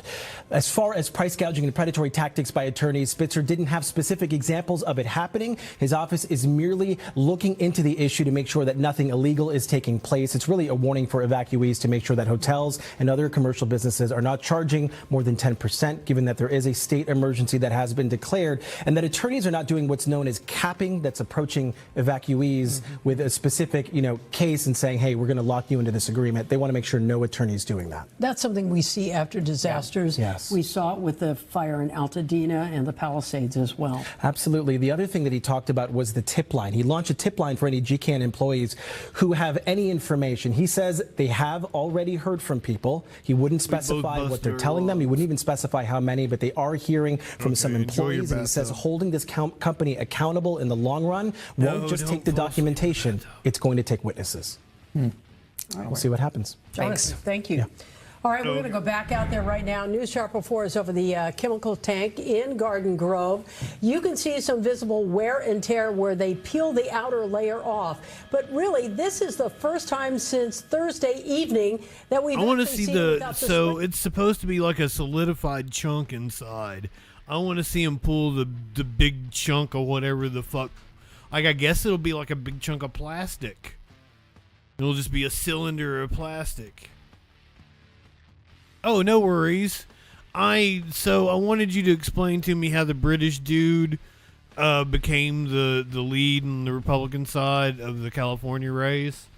But I think I figured it out. It's because he was on Fox News, right? Is he more prominent in California for some other reason? Sprinklers going and water dousing this tank.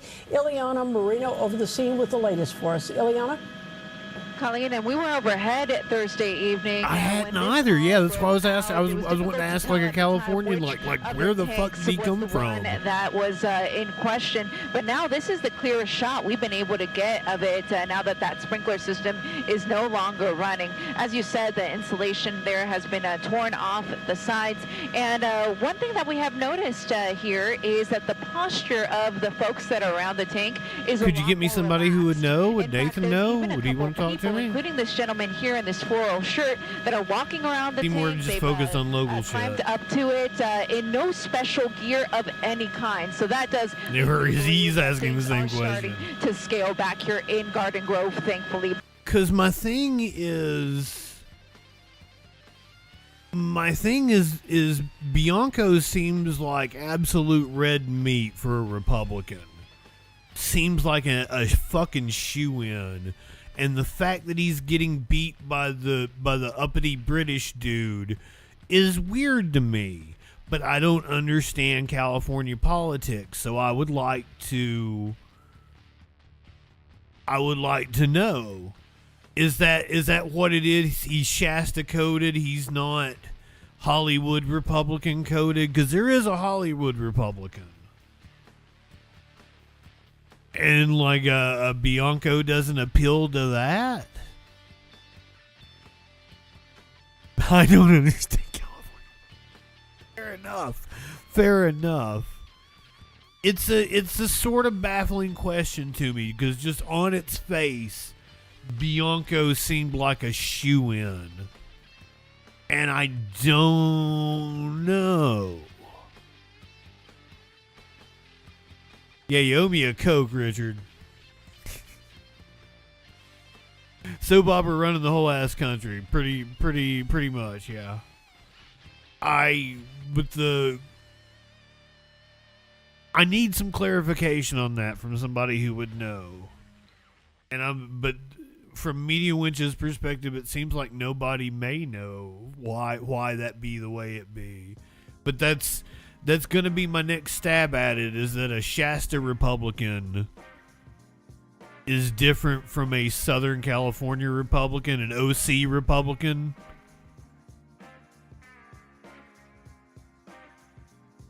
That those are two completely different, divergent parts of the party, and Bianco only appealed to that Shasta kind of Republican. I'm glad we could work that out. Thank you for your help, Winch.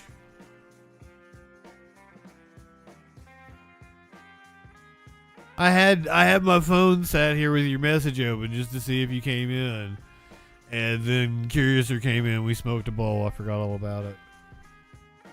But good to see you. Pantless, which I mean, it was like 10 minutes ago I messaged you. Wasn't like it was that long ago. I am so fucking stoned now. So we're gonna go from the explosion that wasn't to the implosion that was in Washington. This one just came out of left field on me.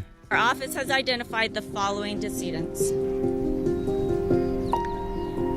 52-year-old Gilberto Bernal. Oh, I didn't know this was going to be like in in 29-year-old moratorium. Tyler Covington. 27-year-old Brad Covington. These are all the people they've now been. 48-year-old. All of the workers have been recovered. 54-year-old Dale Miller. 35-year-old and identified. Jared Ammons. Was it 11? 11 in total. I thought it was 9. Braden Finkus. 26-year-old Clinton Duran. That fucking sucks. 51-year-old John Forsberg. And 58-year-old Norman Barlow. He's not in my jurisdiction, but since he was here in one of the 11, I was notified it was Dylan Miller. The bodies of all 11 of the names you just heard killed in the industrial disaster at a Longview packaging plant have now all been accounted for. Welcome in tonight at 11. Eric Thomas with you in studios tonight. We also learned more about the lengths crews have had to go to reach those victims.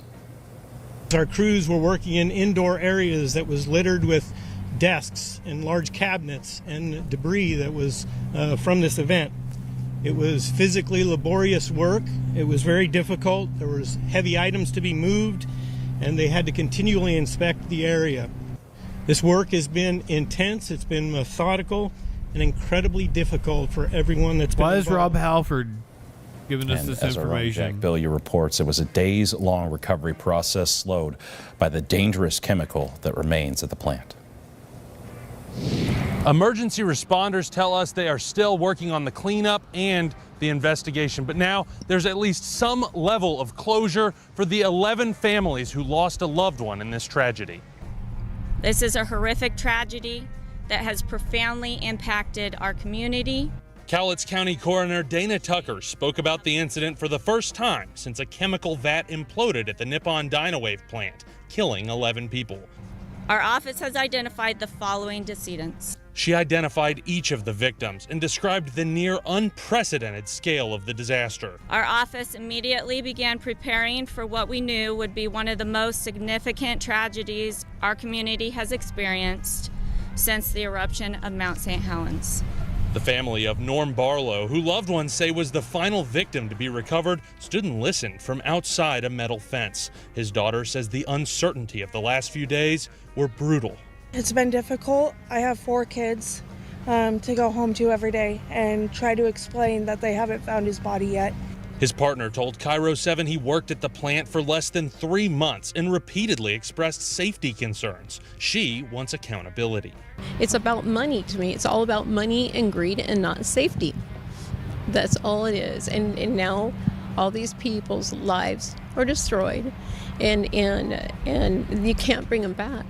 Much of the liquid that covered the plant is now gone. We spotted heavy machinery working around the imploded vat and National Guard on the scene. The cause of the vat's failure is still under investigation.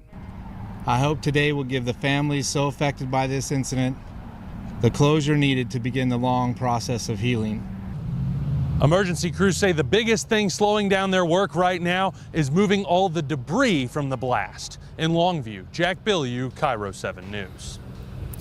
Meanwhile, a helpline also offering crisis counseling for anyone affected. You can reach the Disaster Distress Helpline at the number you see on your screen, 1-800-985-5990. That number immediately connecting you with a... DJ Dub, welcome in, my friend. Panelists, did I tell you good evening? I don't think I gave an official good evening to my Winchy Poo, who I summoned.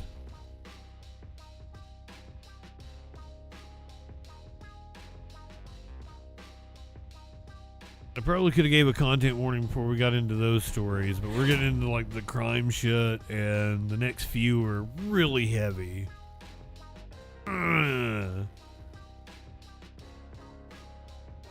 We got a good 4 stories before we get to something that is possibly funny. And even it's probably going to be fucking heart-wrenching. But it might be funny. The situation sounds a little humorous. Oh, you're gonna get it heavy, ma'am. No, this seems fucked. This was in California. 2 kids are dead and the parents are dead. Apparently it was a murder-suicide. Some new details this afternoon in the tragic shooting in North Hills that ended the lives of a young family, including a 2-year-old and a newborn baby. CBS LA's Joy Benedict reports the suspected murder. Oh, God, when I said kids, I didn't know toddler and newborn. Fuck.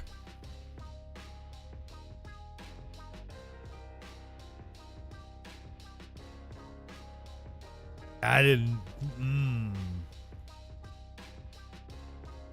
Some new details this afternoon. Postpartum? That shit's a bitch, I've heard. In the tragic shooting in North Hills that ended the lives of a young family, including a 2-year-old and a newborn baby. CBS LA's Joy Benedict reports the suspected murder-suicide has left neighbors in disbelief. A somber feel in this North Hills neighborhood. Extra cars driving by, a few stopping in disbelief. I pray for the family and their loved ones and those innocent children. But for those who live in this community, the tragedy is very real. I was in my room and I heard a gunshot. Bum, bum, bum, bum. Bonnie Dizon lives next door to the home on Londelius, where a family of 4 died Wednesday night. The person who got shot is the son. And the daughter-in-law, she's the one. Neighbors say Kajag Bazmajian lived in the back house of his parents' home with his wife and their 2 children, Alec, who was 2 years old, and a newborn daughter, Ella, born just last week. All of them were shot to death. And the son was only 2 or 3, I think. I mean, he was a little fella too. So I don't know what happened. I'm sure we'll find out in the days to come. Police are calling it a murder-suicide. Neighbors are saying it was the young mother who pulled the trigger. It's sad. As a mother, I wish the best for my kids. Yeah, it's going to be postpartum. It's hard. I don't know how somebody could be driven to do something like that. But despite the horrendous nature of the crime, many in this community are trying to find understanding. I was just telling my wife, I don't understand how somebody could kill their child. I mean, it's what drives a person to do that? There had to be a lot going on that we don't know about. A silent struggle on a quiet street that has many in this community wondering what, if anything, could have been done. I just seen them Sunday, they walked by and was like, hey. I was like, hey, I was cooking out here. And then this happens on Wednesday. It messes with you. Although this crime remains under investigation at this time, investigators do believe that the mother was in fact the shooter. It is also not clear whether postpartum depression may have played a factor in the crime. From North Hills, not clear, but I would assume it'd be likely. So tragic, Joy. Thank you. And if you, I talk about it all the time. It's the statistical anomaly that a woman would, 1, do that, 2, do it with a gun. That is so incredibly rare. And for it to have happened a week after having a kid, I can't imagine anything else would be. And like it can't be the whole thing, but it's, accounts for whatever percentage of yada yada.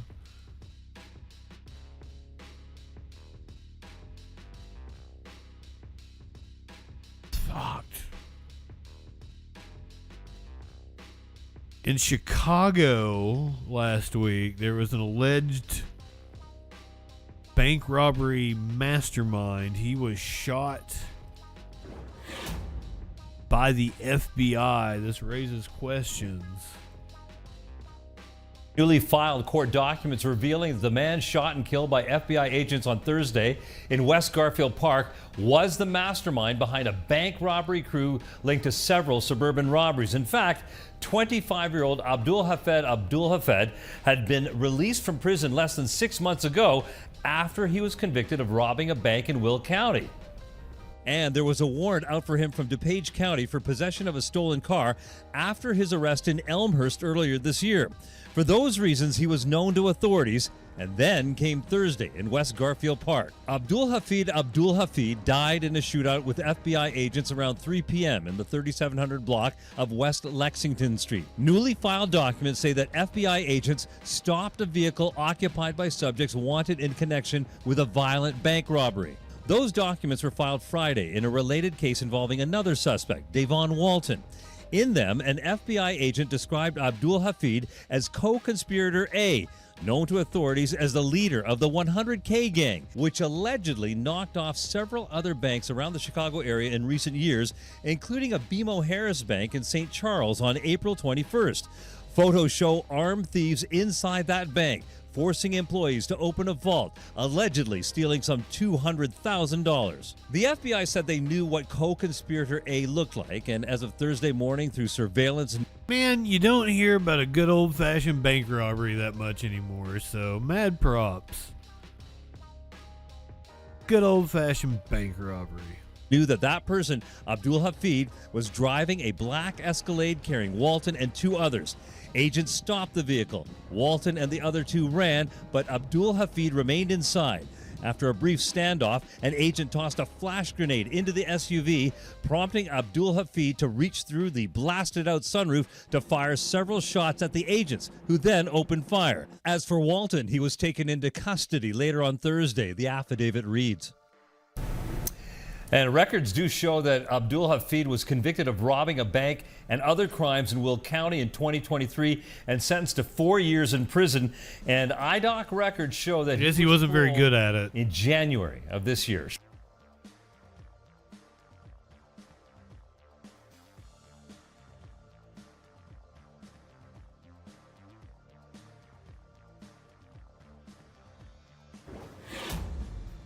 We got cop malfeasance with deadly consequences again.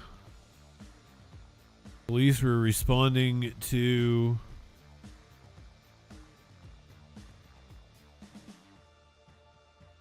a domestic dispute in Michigan outside of Detroit. A 15-year-old died because of a police shooting. 7 News Detroit starts with breaking news.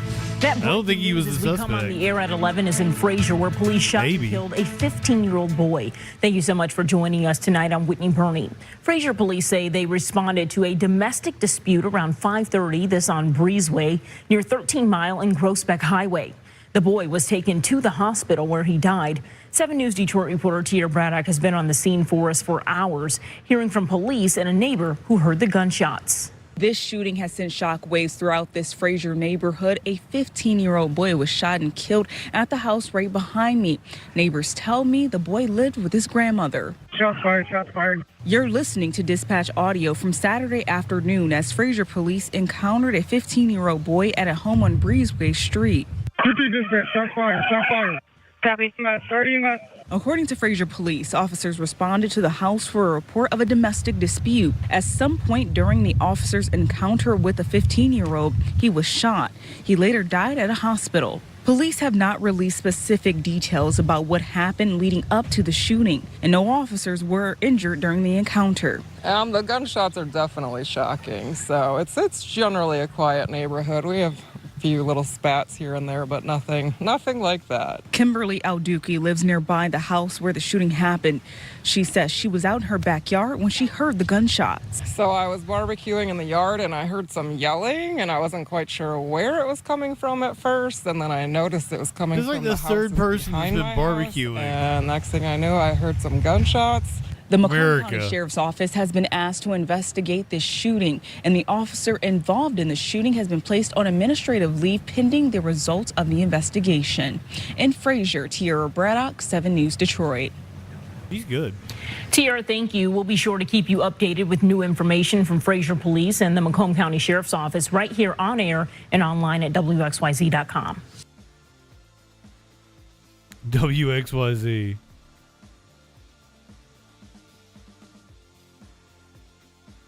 Okay, yeah, this is another one that's going to be real tough. And hopefully it gets a little lighter. In Atlanta, a woman fought back from a home invasion with a collapsed lung. But let's continue on this Tuesday afternoon. A DeKalb County woman is sharing her story after surviving a brutal home invasion. And this is a story that Ray Urena has been working on all day today. And Ray, if I understand correctly, this attacker cut the power before breaking in? Yeah, that's correct, Tyler. And I just want to let you and the viewers know that there are going to be some graphic details included in this story. But the victim's name in this case, her name is Jenna Salem. Just for a little bit of background, she is right now a anesthesiologist resident at several hospitals here in the metro Atlanta area. So she's been working to complete her post-medical school training at several hospitals when this all occurred. Now, this happened at a home that she was renting at the time on Atherton Circle, that's in DeKalb County, and this happened back in late January. And Jenna tells me that she was just asleep with the doors locked when all this happened in late January. She says she woke up to the sound of heavy footsteps in the hallway and a man in her doorway, and that man apparently tried to sexually assault her. She says initially initially and then dragged her down into the house's basement. And then at that point, that's when Jenna said she started to fight back after a struggle. She was able to get away initially at first, but the man was able to get to her before she was able to run out that door. And it was in that basement where Jenna says she was able to fight off her alleged attacker, who in this case, his name is Derek Bernstein. He is currently at the DeKalb County Jail where we are currently at, and was denied bond back in January when he was arrested. But Jenna says that she was able to fight off her attacker. She says that her attacker allegedly punched her so hard that she says that everything went white on there, and she you'll notice that she, in the video that will show of her speaking, that she actually had her throat cut by a knife by this alleged attacker that he allegedly produced. It was apparently one of the kitchen knives. And during this struggle, Jenna says she was able to break the knife and kind of turn the tables on her attacker while after she was stabbed. And she says during that, when she was stabbed, one of her ribs was dislocated and her lung eventually collapsed. So she was doing all this while having one lung that was operating normally, the other one had collapsed, and she was able to fight off her attacker, break the knife off, push him far enough away from her that she was able to run out of the door and eventually seek help from a neighbor who called 911 and an ambulance. And Jenna, when she got to the hospital, she was taken to Grady, and that's one of the hospitals that she had been working rotations around. She says it was a surreal moment because these were co-workers of her that were now tasked with the opportunity to save her life. Now, Jenna says that since all this, she has not been able to go back. She never went back to that Atherton Circle home that she was renting, but I did ask her, why is she coming forward and sharing her story in such great detail? And this is what she had to say to that question. I just feel so strongly that the only way that violence against women is ever going to stop happening, or that people are going to recognize that it is happening the way that it is if we speak out. When survivors can speak out when they feel comfortable and empowered to, and I do.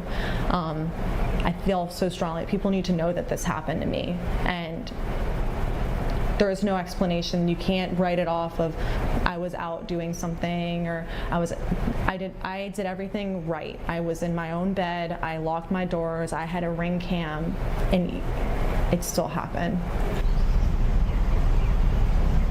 And Jenna and police say in their statements that this attacker, he allegedly turned off all of the lights in the control panel. He flicked every single light in the control panel to the off position inside of her home before all of this attack happened. So a very, very scary situation. And Jenna says she is thankful that she was able to live this and share this story.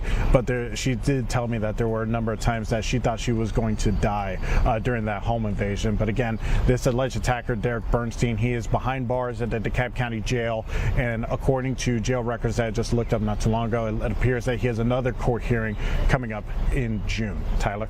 Oh, that's incredibly traumatic, incredibly scary. I mean, She didn't tell her story. You did. Understand that this could have been anyone, essentially, been able to turn off the lights, and this person allegedly able to get inside that house. She's now in a safe place, it sounds like, not at that home where that happened? Yeah, she's in a safe place right now, Tyler. We're not going to say exactly where she is, but she did tell me that she had a job lined up after her residency was over in another state. So she's definitely looking forward to that job, which she's going to start very soon. Yeah. Ray Arana, thank you so much for the update. We'll see you at 4 o'clock.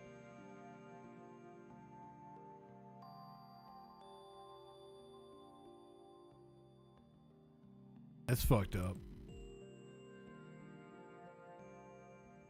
All right, hopefully this one has a good ending. A dentist in San Francisco also is a landlord, so you know how we feel about landlords around here. This landlord, for some reason, decided he wanted to off his tenant set a trap for him. Philippe Chenyo appeared in court after being formally charged for gunning down his own tenant in the Sunset District earlier this month. Today, he pled not guilty to those charges. KTV's Christian. Yeah, there's no happy ending to this. The tenant was gunned down. Sorry, like, can I do a different intro for this? Well, this sucks. This landlord. I'm sorry. Philippe Chenyo appeared in court after being formally charged for gunning down his own tenant in the Sunset District earlier this month. Today, he pled not guilty to those charges. KTV's Christian Captain was in the courtroom earlier this afternoon. He joins us live now with the latest on this case. Christian. Yeah.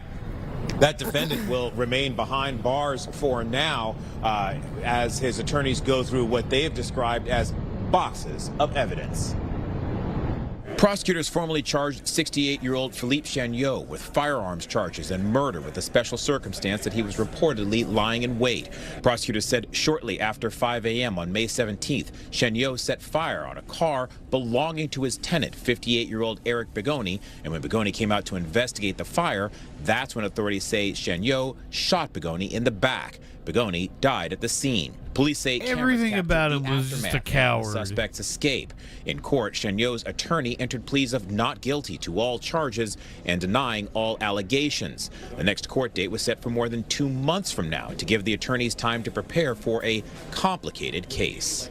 Because there are special circumstances, LWOP, life without possibility of parole, that's why we're going to move it out of the way, and that's why we need time to prepare for this trial. Chenyo's attorney, Michael Cardoza, said there are 2 banker's boxes worth of paperwork and video to go through. He's calling for the case to be decided in the courtroom, not the court of public opinion. What I know about this case so far, I think the DA's office is going to be surprised at what this verdict might be in this case. Chenyo is currently in custody. On Thursday, District Attorney Brooke Jenkins said her office would file a motion to keep him in jail while prosecutors pursued murder charges.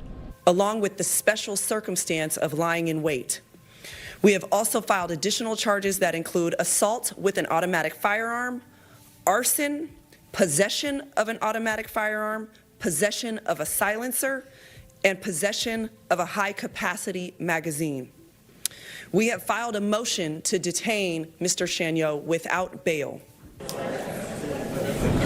Inside the courtroom, a large contingent of Begoni's supporters sat silently throughout the proceeding. There was also a substantial security presence inside that courtroom. Supporters? As well, with 7 deputies inside the courtroom throughout that hearing.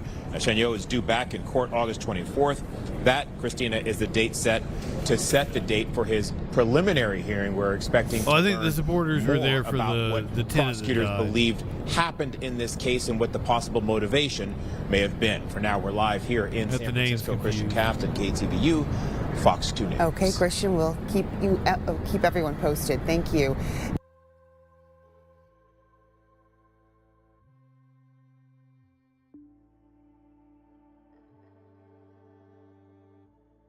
All right, everything from this point on is a little more bullshitty. Like, what the fuck was this ex-CIA agent doing with a whole bunch of gold bars? Why you got them gold bars, sir? 40 million in gold bars, apparently. More than 300 gold bars worth more than $40 million and $2 million in cash. That is what the FBI says that it found in the Ashburn home of a former executive at the CIA. Thanks for joining us for News 4 at 4. I'm Erica Gonzalez. The man's name is David Rush. The FBI says that Rush also lied to the CIA about degrees that he had from 2 universities. News 4's Paul Wagner. Wait, he lied to the CIA? To talk us through these details that almost sound like a movie. Paul? Hi there, Erica. This is David Rush's house here behind me in Ashburn Farm. And let me tell you what happened here about a week ago, Monday. It was the 18th. And according to a neighbor who spoke with News 4 off camera, he says he was awakened at about 6 o'clock in the morning by someone on a bullhorn shouting, "This is the FBI. we have a warrant for your arrest. Come out with your hands up. That man got out of bed. He looked outside. He saw a number of FBI agents, tactical gear, standing here on this street. He says the next thing he saw was David Rush, his neighbor, in handcuffs. He says the FBI was then inside this house all day long. David Rush is a former CIA senior officer with a top-secret security clearance. According to a complaint filed in federal court, Rush made several requests for work-related expenses between November of 2025 and March of 2026. Those expenses, according to the complaint, included a large amount of cash and tens of millions of dollars in gold bars, which was given to Rush. But at some point, it's unclear when, a review of Rush's storage space at the agency only found a small portion of the cash he was given. According to the complaint, FBI agents searched his house. During the search, FBI agents seized approximately 303 gold bars. Based on the current price of gold, the estimated value of the gold exceeds $40 million. FBI agents also seized approximately $2 million in United States currency. The complaint says Rush applied 3 times to the CIA, twice in 2006 and again in 2009 when he was hired. The investigation has revealed that he never attended or obtained a degree from Clemson University. The investigation also revealed that Rush never attended or obtained degrees from RPI, or Rensselaer Polytechnic Institute. According to court documents, Rush also told employees he was a pilot for the Navy. That was not true. The FAA saying it did not have a certificate or pilot's license registered to Rush. While News 4 was in the neighborhood... This is going to shock you guys. I have a pilot's license.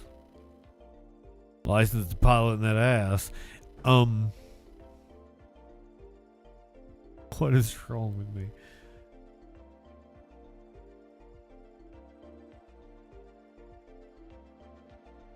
I've always told you guys, lie about the degrees that you have. Apparently you can get hired at the CIA and they're not even going to check to see if you have the degree that you say you have.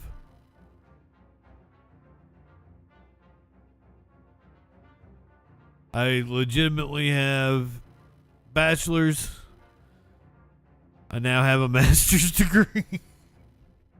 And who the fuck is going to check and see? No one's ever checked, so go for it, guys. Nothing matters anymore. This dude got on at the CIA and they didn't check to make sure he had the degree. Like, fucking, did he say he had a degree in rocket science or some shit? True.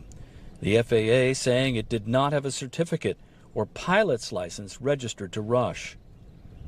While News 4 was in the neighborhood, someone inside Rush's home called police complaining about the media. Most people we talked to declined to comment about Rush. None would go on camera.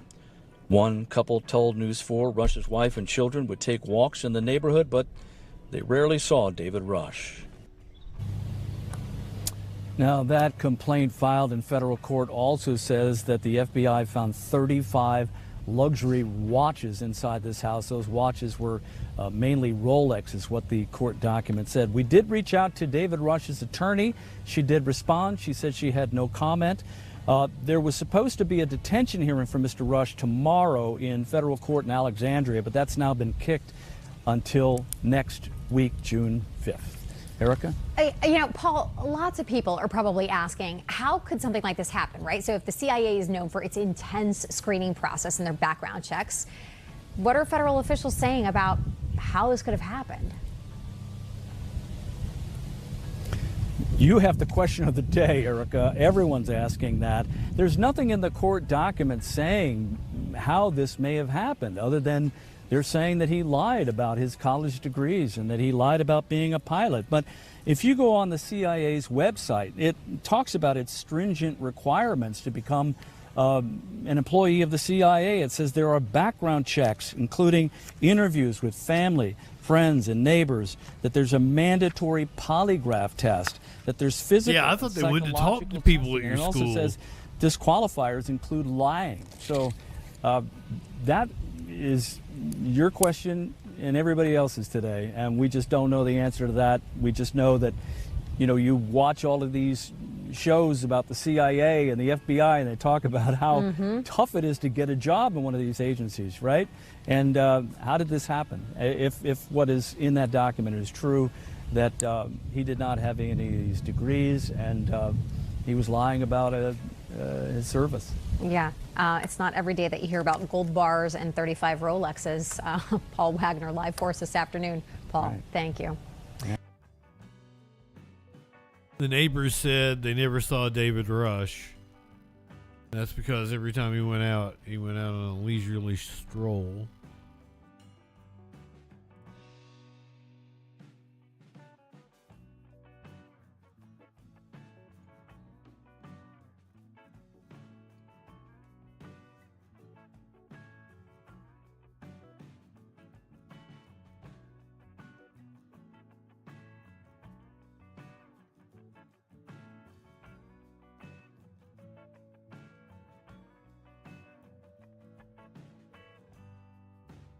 We're going to go to Georgia,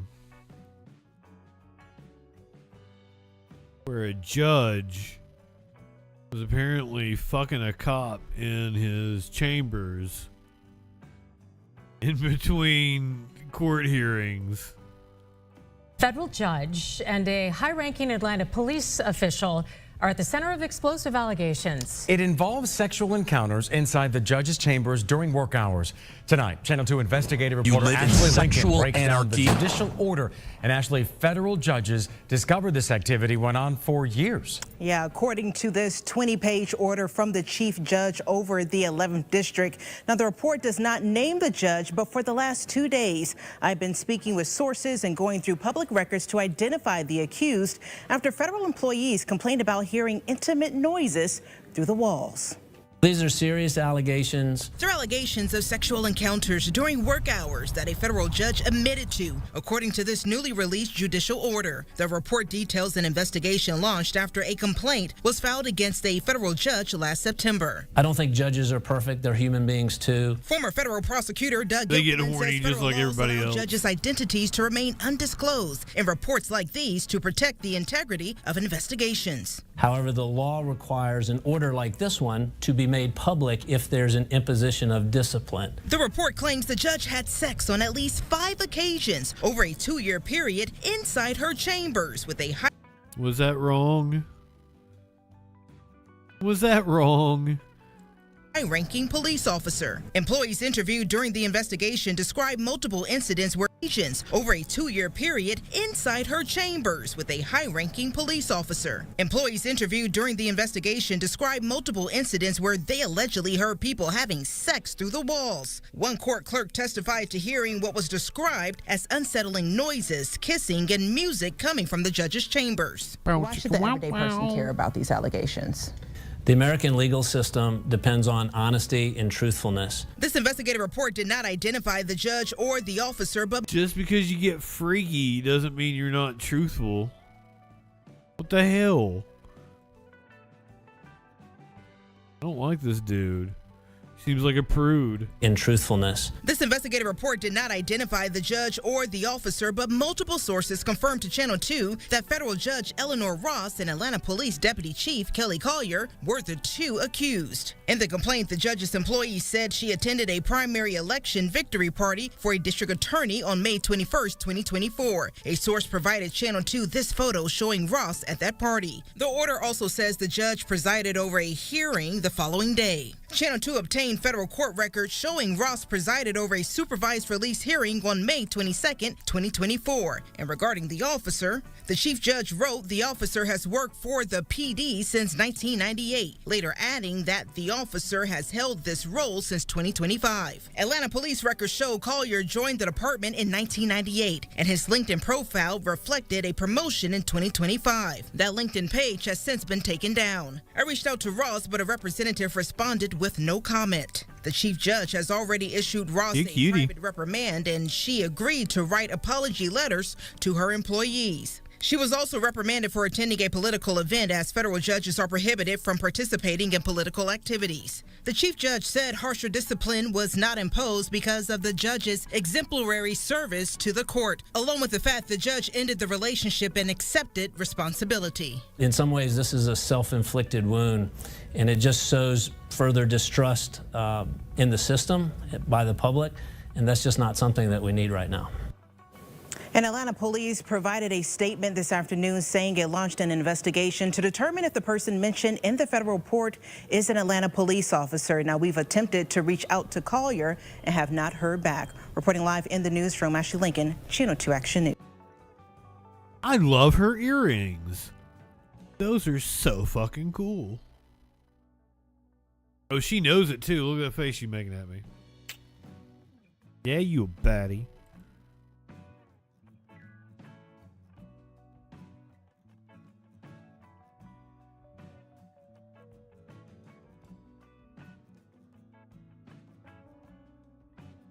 I guess all the helicopters in California area have been covering tanks that are not exploding. So we didn't really get a lot of pursuits over the last couple of weeks. This is dash cam footage of one that was apparently really crazy, and I would have liked to have seen the whole thing. Cam video captures police trying to stop a police chase in downtown LA.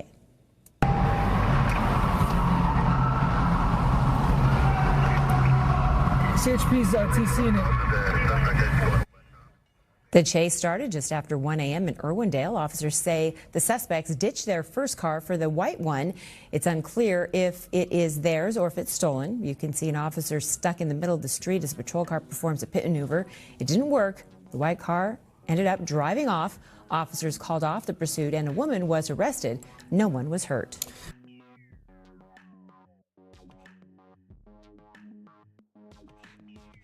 No. Developing right now at 3, a pursuit came to a bizarre end in Highland Park. Good afternoon, everyone. Thank you for joining us. Yeah, we watched I'm this Annabelle one. Sedano. We'll take a look at this video from News Chopper 4 showing black smoke pouring out of this tunnel just off of the 110 freeway near Avenue 52.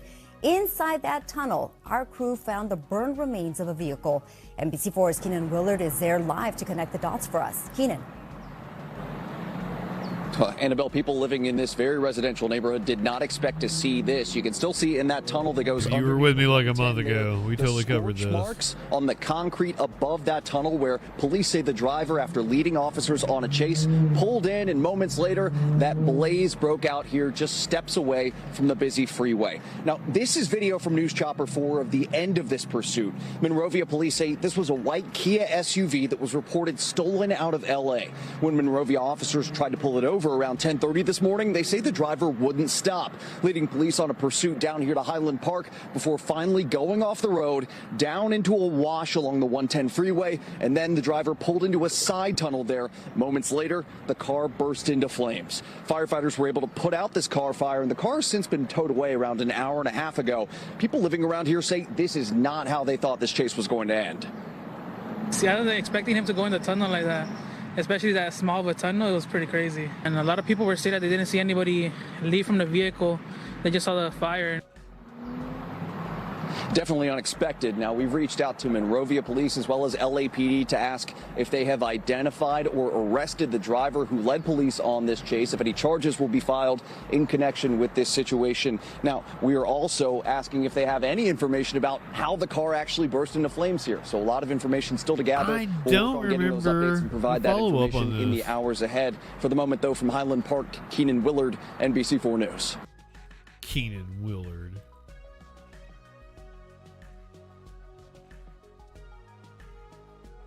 A plane had to be diverted for what was thought to be a hijacking attempt, but I think might have just been an unruly passenger.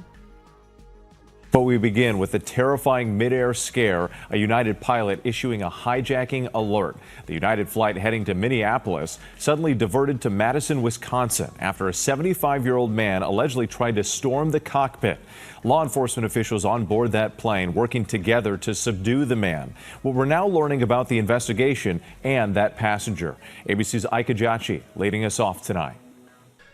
Tonight, an investigation after authorities say a 75-year-old man repeatedly attempted to breach the cockpit door on a United Airlines flight from Chicago. 5 members of law enforcement on board struggling to subdue him in the aisle. It's actually a situation where we might have to close the airfield due to potential hijack. The Boeing 737 bound for Minneapolis with 147 passengers and 6 crew on board. But just before 9 p.m., all of that changed. The captain diverting the plane to Dane County, Wisconsin. Yeah, we'll land, take a left turn, just have law enforcement stand by the aircraft just in case, but I'm very confident with the 5 that we have on board back there. Witnesses say sheriff's deputies immediately boarded the plane. Mike Rundle was traveling with his wife.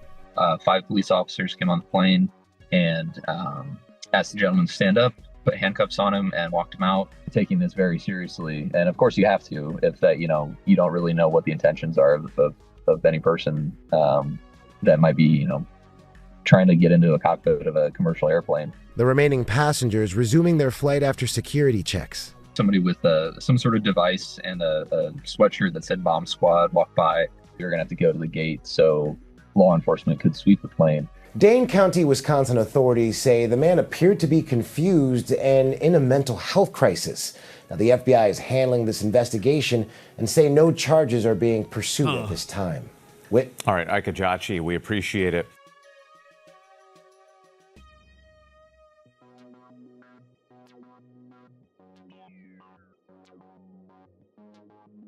Don't get a good old-fashioned hijacking anymore.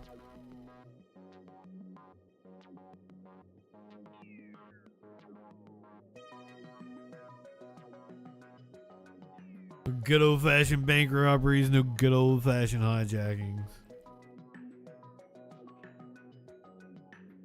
There were several reports of a loud boom up and down the East Coast, I assume. All of them are talking about this. It was a meteor that apparently hit Boston. That's what it sounded like from a home surveillance camera in Danvers. And this is what it looked like from a dashboard cam in upstate New York as the meteor burned up in the Earth's atmosphere. Perhaps you were one of the many who heard that thunderous boom shortly after 2 o'clock this afternoon. Good evening, everyone. I'm Ken McLeod. NASA says the meteor broke apart at an altitude of about 40 miles happened just yesterday. off the Massachusetts coast, producing a sonic boom equal to 300 tons of dynamite and prompting a flood of 911 calls. We get more now from WBZ's Logan Hall. Ken, good evening. That meteor exploded just off of the South Shore. And people that we talked to say they felt it all the way from up in New Hampshire down in Providence. And it felt like an earthquake. It sounded like a bomb. And people are telling us tonight about their experience. A sonic boom felt across New England. I live a couple blocks from here, and it sounded like really deep thunder. We now know that sound and earthquake-like shaking was a meteor, captured on this dash cam footage from a driver in Rome, New York. Across Massachusetts, it rattled homes, terrifying residents and their dogs. I have never been in an earthquake, but it felt like maybe what it might feel like. Felt like a little bit of a vibration, and I'm on the 4th floor, but I could feel. We spoke to astronomy educator Shauna Edson with the Smithsonian's National Air and Space Museum. So what you hear when something falls through the sky, some of it is the sonic boom of it, compressing the air and putting out those pressure waves. Some of it can also be the rock material itself exploding and kind of breaking apart. The meteor was heard just after 2 o'clock in the afternoon, and maps show us it exploded over the ocean near the South Shore. When we get a good fireball like this, there's often a lot of different camera views from different angles and directions. So the more footage we have of it, the better sense we get of what exactly, where was it coming from? What was its orbit in space?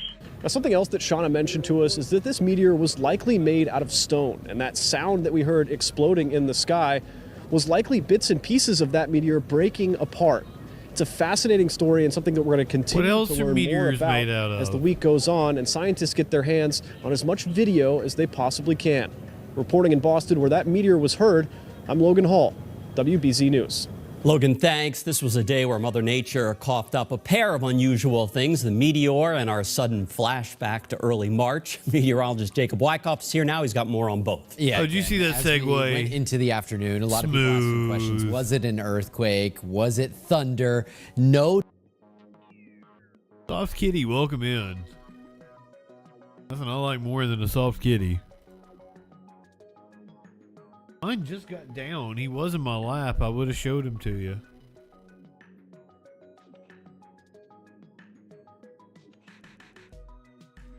Curser asked me if I did the story about the woman without the hand, and I'm like, well, I did it back before there was video. Like, now that the case has been dismissed, they've released the body cam. And we can watch the whole thing if you'd like to, because she apparently gets real snarky with the cops. Now, a follow-up to a story from Thursday. You remember the story about a traffic stop in Florida? Got a whole lot of attention. Why? Because Katie Thomas, that's her name, pulled over. She was given a ticket for driving while using a phone in her right hand. This is important because she showed the deputy she doesn't have a right hand, huh? Christiane Benavides spoke exclusively to Katie Thomas. And as the latest, Christiane, I can't wait to hear what she has to say. I love this story. Gail, good morning. Well, look, Thomas told me that she holds no ill will towards the deputy, and she hopes this entire ordeal can be a learning moment. Hello, ma'am. Body camera video shows the moment Katie Thomas was pulled over by a Palm Beach County Sheriff's deputy in February. You drove past me holding the phone with your right hand, manipulating that phone. I mean, I saw you with the phone in your hand. Not. The deputy alleged that Thomas was driving while using her phone in her right hand, but Thomas doesn't have a right hand. Initially was, oh, this is going to be funny, which is why I laughed, I cackled more like it. But then it became very apparent when he did not laugh or interact in like a friendly manner. The video shows the deputy continue to press the 36-year-old. I thought I saw you with your right hand. You had a hand up. The right hand. I saw you manipulate. So you didn't? With the right hand, perhaps not.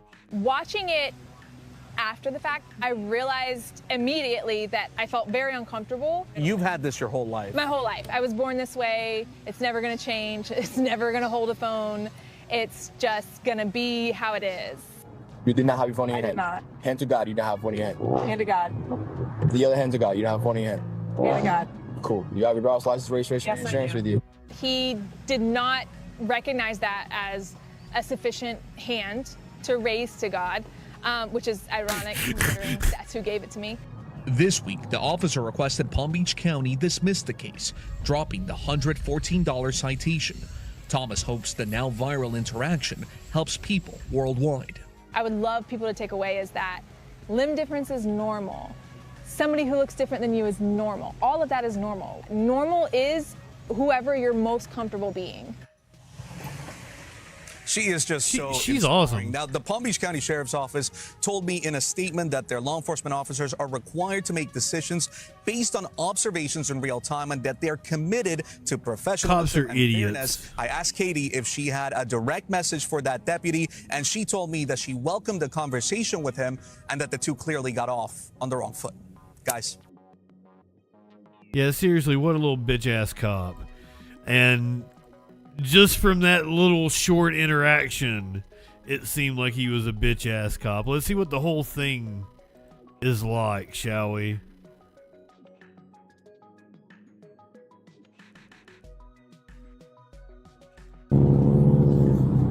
Hello, ma'am. Hey, good morning. I'm Deputy Gasala with the Palm Beach County Sheriff's Office. This is why you're being pulled over. In the city of Lake Worth today, we're doing an operation for distracted driver, and you drove past me holding the phone with your right hand, manipulating that phone. I mean, I saw you with the phone in your hand. So you want to just call this a day? Or? I don't want to call it a day. You had a hand manipulating just the said phone. my right hand. Well, I thought I saw you with your right hand. You So had that you hand didn't. out. The right hand. I saw you So manipulate. you didn't. With the right hand, perhaps not, right? But I saw But you. you didn't see me with my right Okay, hand. so are you saying that you saw me with my I right know what hand? I just said. I know what I just said. I'm asking you now. Did you yeah, or not have your phone on your hand? I did not. You did not have your phone in your I hand. did not. Hand to God, you didn't have your phone in your hand. Hand to God. The other hand to God, you don't have your phone in your hand. Hand to God.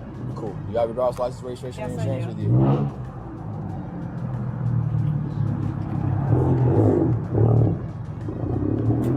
So it was hilarious to me when we read the arrest or the police report. Not arrest report. She wasn't arrested. It was hilarious to me when we read the police report about this. But seeing the interaction is even funnier.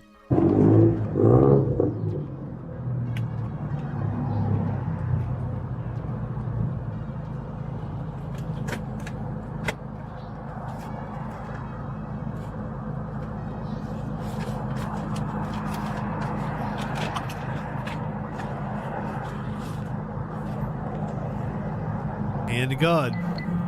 Nub to God.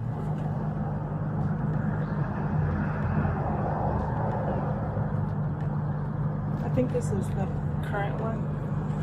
They're all in the same pile, so it's not. I can find you that. Yeah, I was bad about that. Having a whole pile of insurances. You need No, insurance? this is the one Just from yeah, 6 months ago. No, this is the one from a year and a half ago.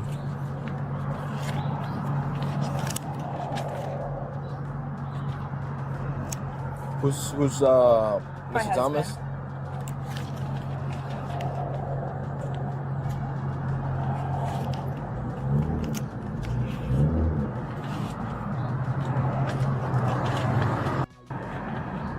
North K Street is good address for you? Yes. Alright, hang tight for me.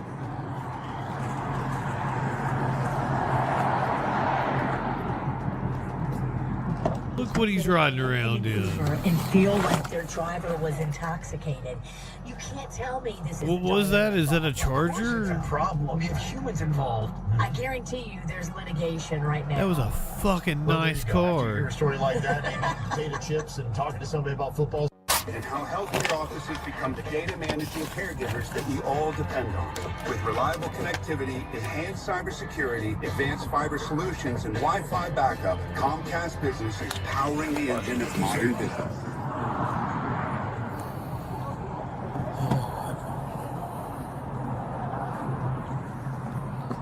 All right, man. So you're gonna receive a citation for wireless communication device handheld while driving. We got to put the phone down as we operate a motor vehicle. Oh, and you Okay? put on there that you saw me with my right hand holding it. I Yeah? did not put that. No, if you want to take it to But court. that's what you said Okay. when you pulled me over. Yes, Yes, that's what I that said, you yes. saw me holding my I'm device not, with my right hand. I'm not disagreeing with you. Yes, that's what I said. Yes. Okay. Yes. So if you want to take it to court, And that's what you saw. that's what I said. I said That's yes. what you said you saw. Yes. Okay. Okay. If you Okay. want to take it to court, option 5 on the back of the ticket. That's how you take that ticket to court. Do you have any questions for me? No, thank you. Have a good day. Oh, it's a Mustang. The actual citation was issued back in February in Lake Worth, Florida, and there was supposed to be a court hearing today, but the police officer requested for the court to dismiss the ticket on Monday. Wow. Exclusions apply. Visit staples.com/bid for details. My name is Maria. Piece of shit. And he gets to drive around as Palm Beach. Gets to drive around Palm Beach in a Mustang on the taxpayer dime harassing people. What a piece of shit.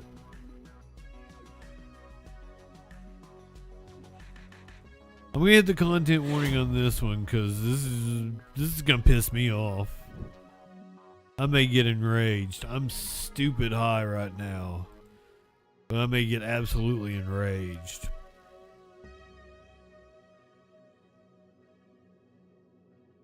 Where's Kern County? What the fuck is Kern County?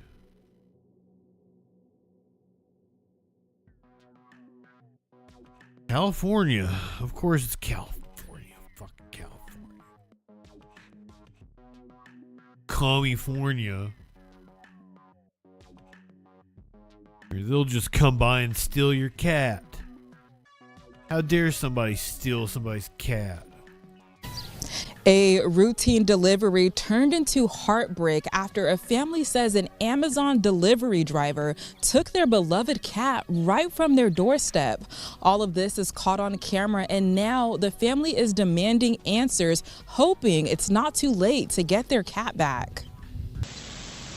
Shocking video of a delivery driver dropping off an Amazon package, but seemingly taking a package of his own. Utter disbelief that anybody would have the nerve to do that. And just oh, it was a sweet video kitty. Footage from it was a sweet kitty. It just let him pick it up.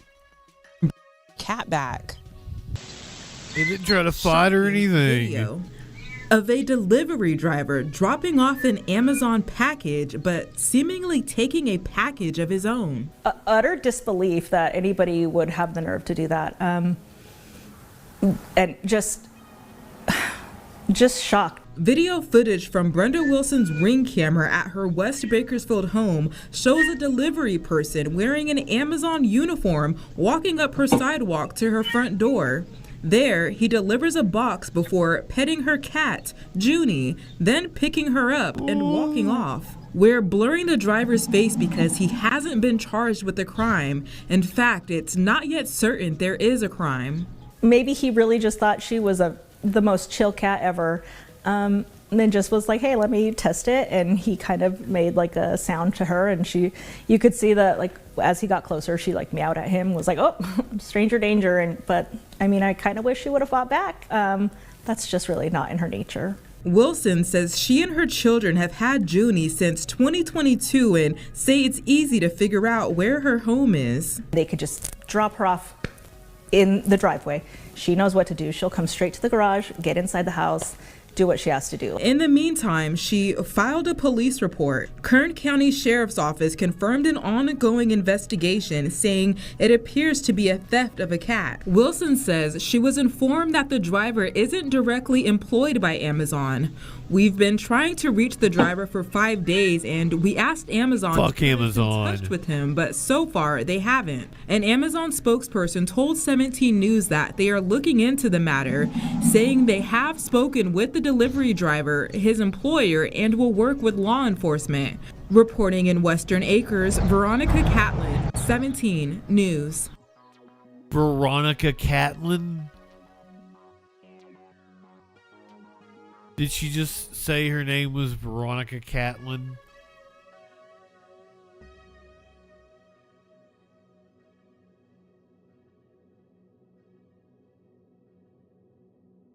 So I don't know how to feel about roller coasters. Like, usually I enjoy them once I'm on them.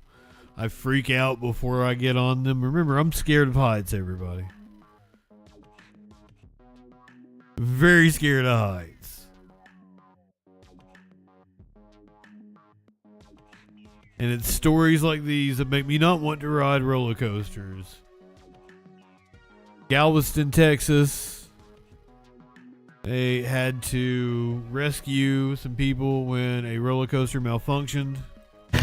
Well, good evening. I'm Sherman DeSalle. We start with a dramatic rescue on the coast after a roller coaster malfunction leaves a group of local students stranded high in the air. It was a pretty scary situation. All 8 passengers are safe. Why is it every time I do a story about a roller coaster getting stuck, it gets stuck at like in the middle of a loop or right as it's getting ready to go down the descent? Like, it's at the worst place it could possibly get stuck. Every time.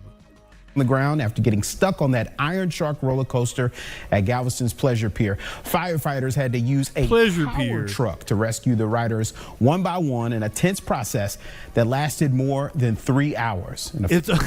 They're getting ready to go around the loop and go down. It's the absolute worst place to be stuck. Officials with the Houston Independent School District, they confirmed that the stranded riders were middle and high school students on a school field trip. Fox 26's McKenna Earnhardt is live in Galveston. The investigation into the malfunction still underway. McKenna, you've learned a lot in the last few hours. Yeah, I have. You know, I got to speak with those first responders from the Galveston Fire Department, and they said that it was just crazy. You never expect a call like that. A lot of them have been with the department 15 to 17 years, and they said they've never experienced a call like that. So this ride here, it's about 100 feet tall. The ladder that they had on that truck is 105 feet. So that would have been a whole nother issue there is how, you know, if the ladder didn't reach, how would we have got them down? Luckily, it did. So they were able to strap each student in and get them down. They said one of the biggest things they had to deal with when they first got up there was asking them, you know, how are y'all feeling? Are y'all okay? The pleasure pier doesn't seem very pleasurable. Feel comfortable. That is when one of them told them they were only 13 years old because they made the joke. They said, we're going to take women and children down first. And one of them said, well, I'm a child. I'm 13. And they said all of them, despite their ages, were so brave. And one of the craziest parts of it all is, you know, once they get them down, there's a whole nother battle ahead. They're 100 feet in the air after their legs have been standing up like that. You have a little bit of sea legs, and then they have to climb down that ladder there. So they said that was one of the toughest parts of the whole process. They told me today they're just extremely grateful for all the training that they went through.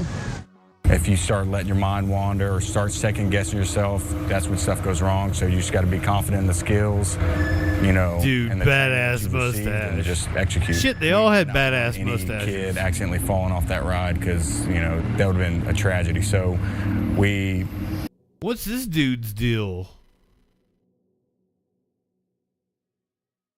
Every single firefighter except this motherfucker right here has an awesome mustache. The captain has the best. Yet why is he the odd man out? Get your shit together, dude. Grow a fucking mustache. Of the toughest parts of the whole process. They told me today they're just extremely grateful for all the training that they went new. through. He hasn't the time to grow it out If you yet. start letting your mind wander or start second guessing yourself, that's when stuff goes wrong. So you just got to be confident in the skills, you know, and the training that you've received and just execute. We did not want any kid accidentally falling off that ride because, you know, that would have been a tragedy. So we put a harness on them one by one. We couldn't secure the harness as, you know, fully tight until we released the arm. So we would get the harness on them as best as we could. We tag lined them to the bucket, our bucket, and then once we released the arm, then we had to, at that point, tighten up the harness where it needed to be. And then a lot of them didn't have any more energy left, so we told them just stay there, don't move. We're gonna lift you.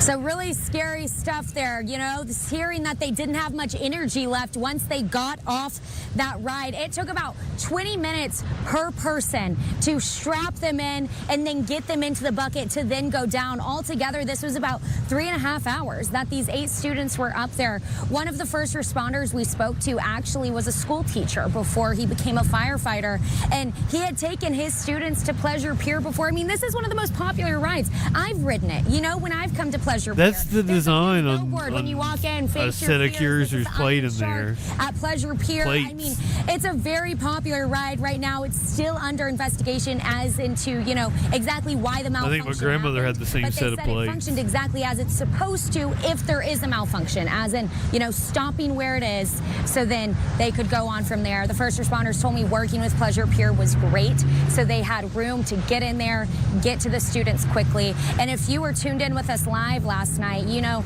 you heard just all the cheers. Every time a student would get into the bucket and then make that climb down, everybody was cheering and so excited. They told me that their teacher on the ground, they could just, you know, she had so much emotion waiting for each student, and that it was just a sigh of relief every single time that one of those 8 made it back down to the ground safely. Back to you, Sherman.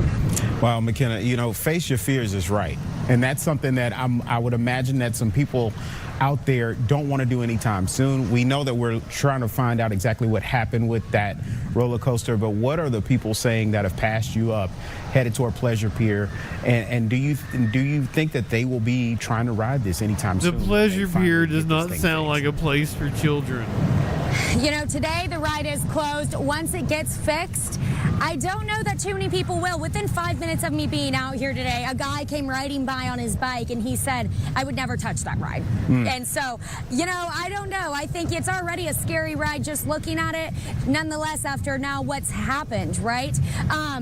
I will say the firefighters told me a story. One of the girls on that ride had never been on a roller coaster before. This was her first time. The students in her class talked her into it. You know, they said, come to your first roller coaster with us. This was a class field trip. And then that's what happened. So she still has never fully completed a roller coaster.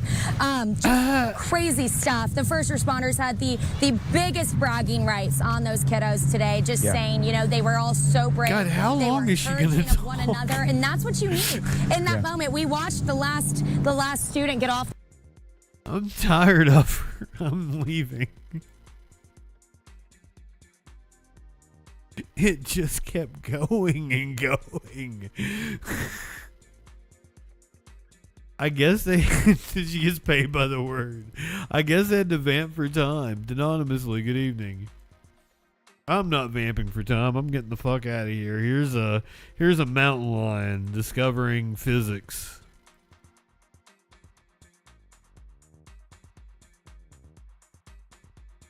The bars didn't lock. You had to hold them down.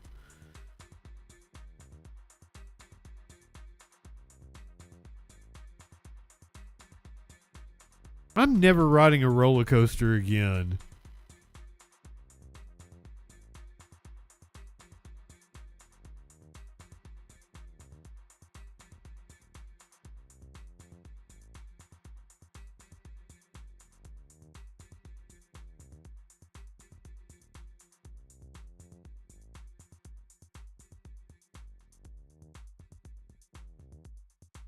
I get freaked out, like, and Doom Eternal has been killing me. Like, you gotta like zip through the air multiple times. Because my fear of heights manifests itself in video games for some god-awful reason. You gotta like hang off of ledges and zip to high places, and I don't like it. I like a much different kind of high.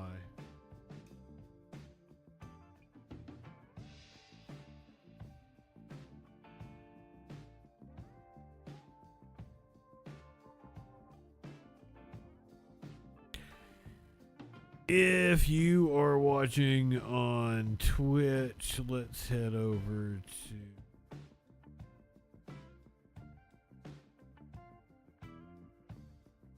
you know what? Mercado Media is up with the protests. Right into them.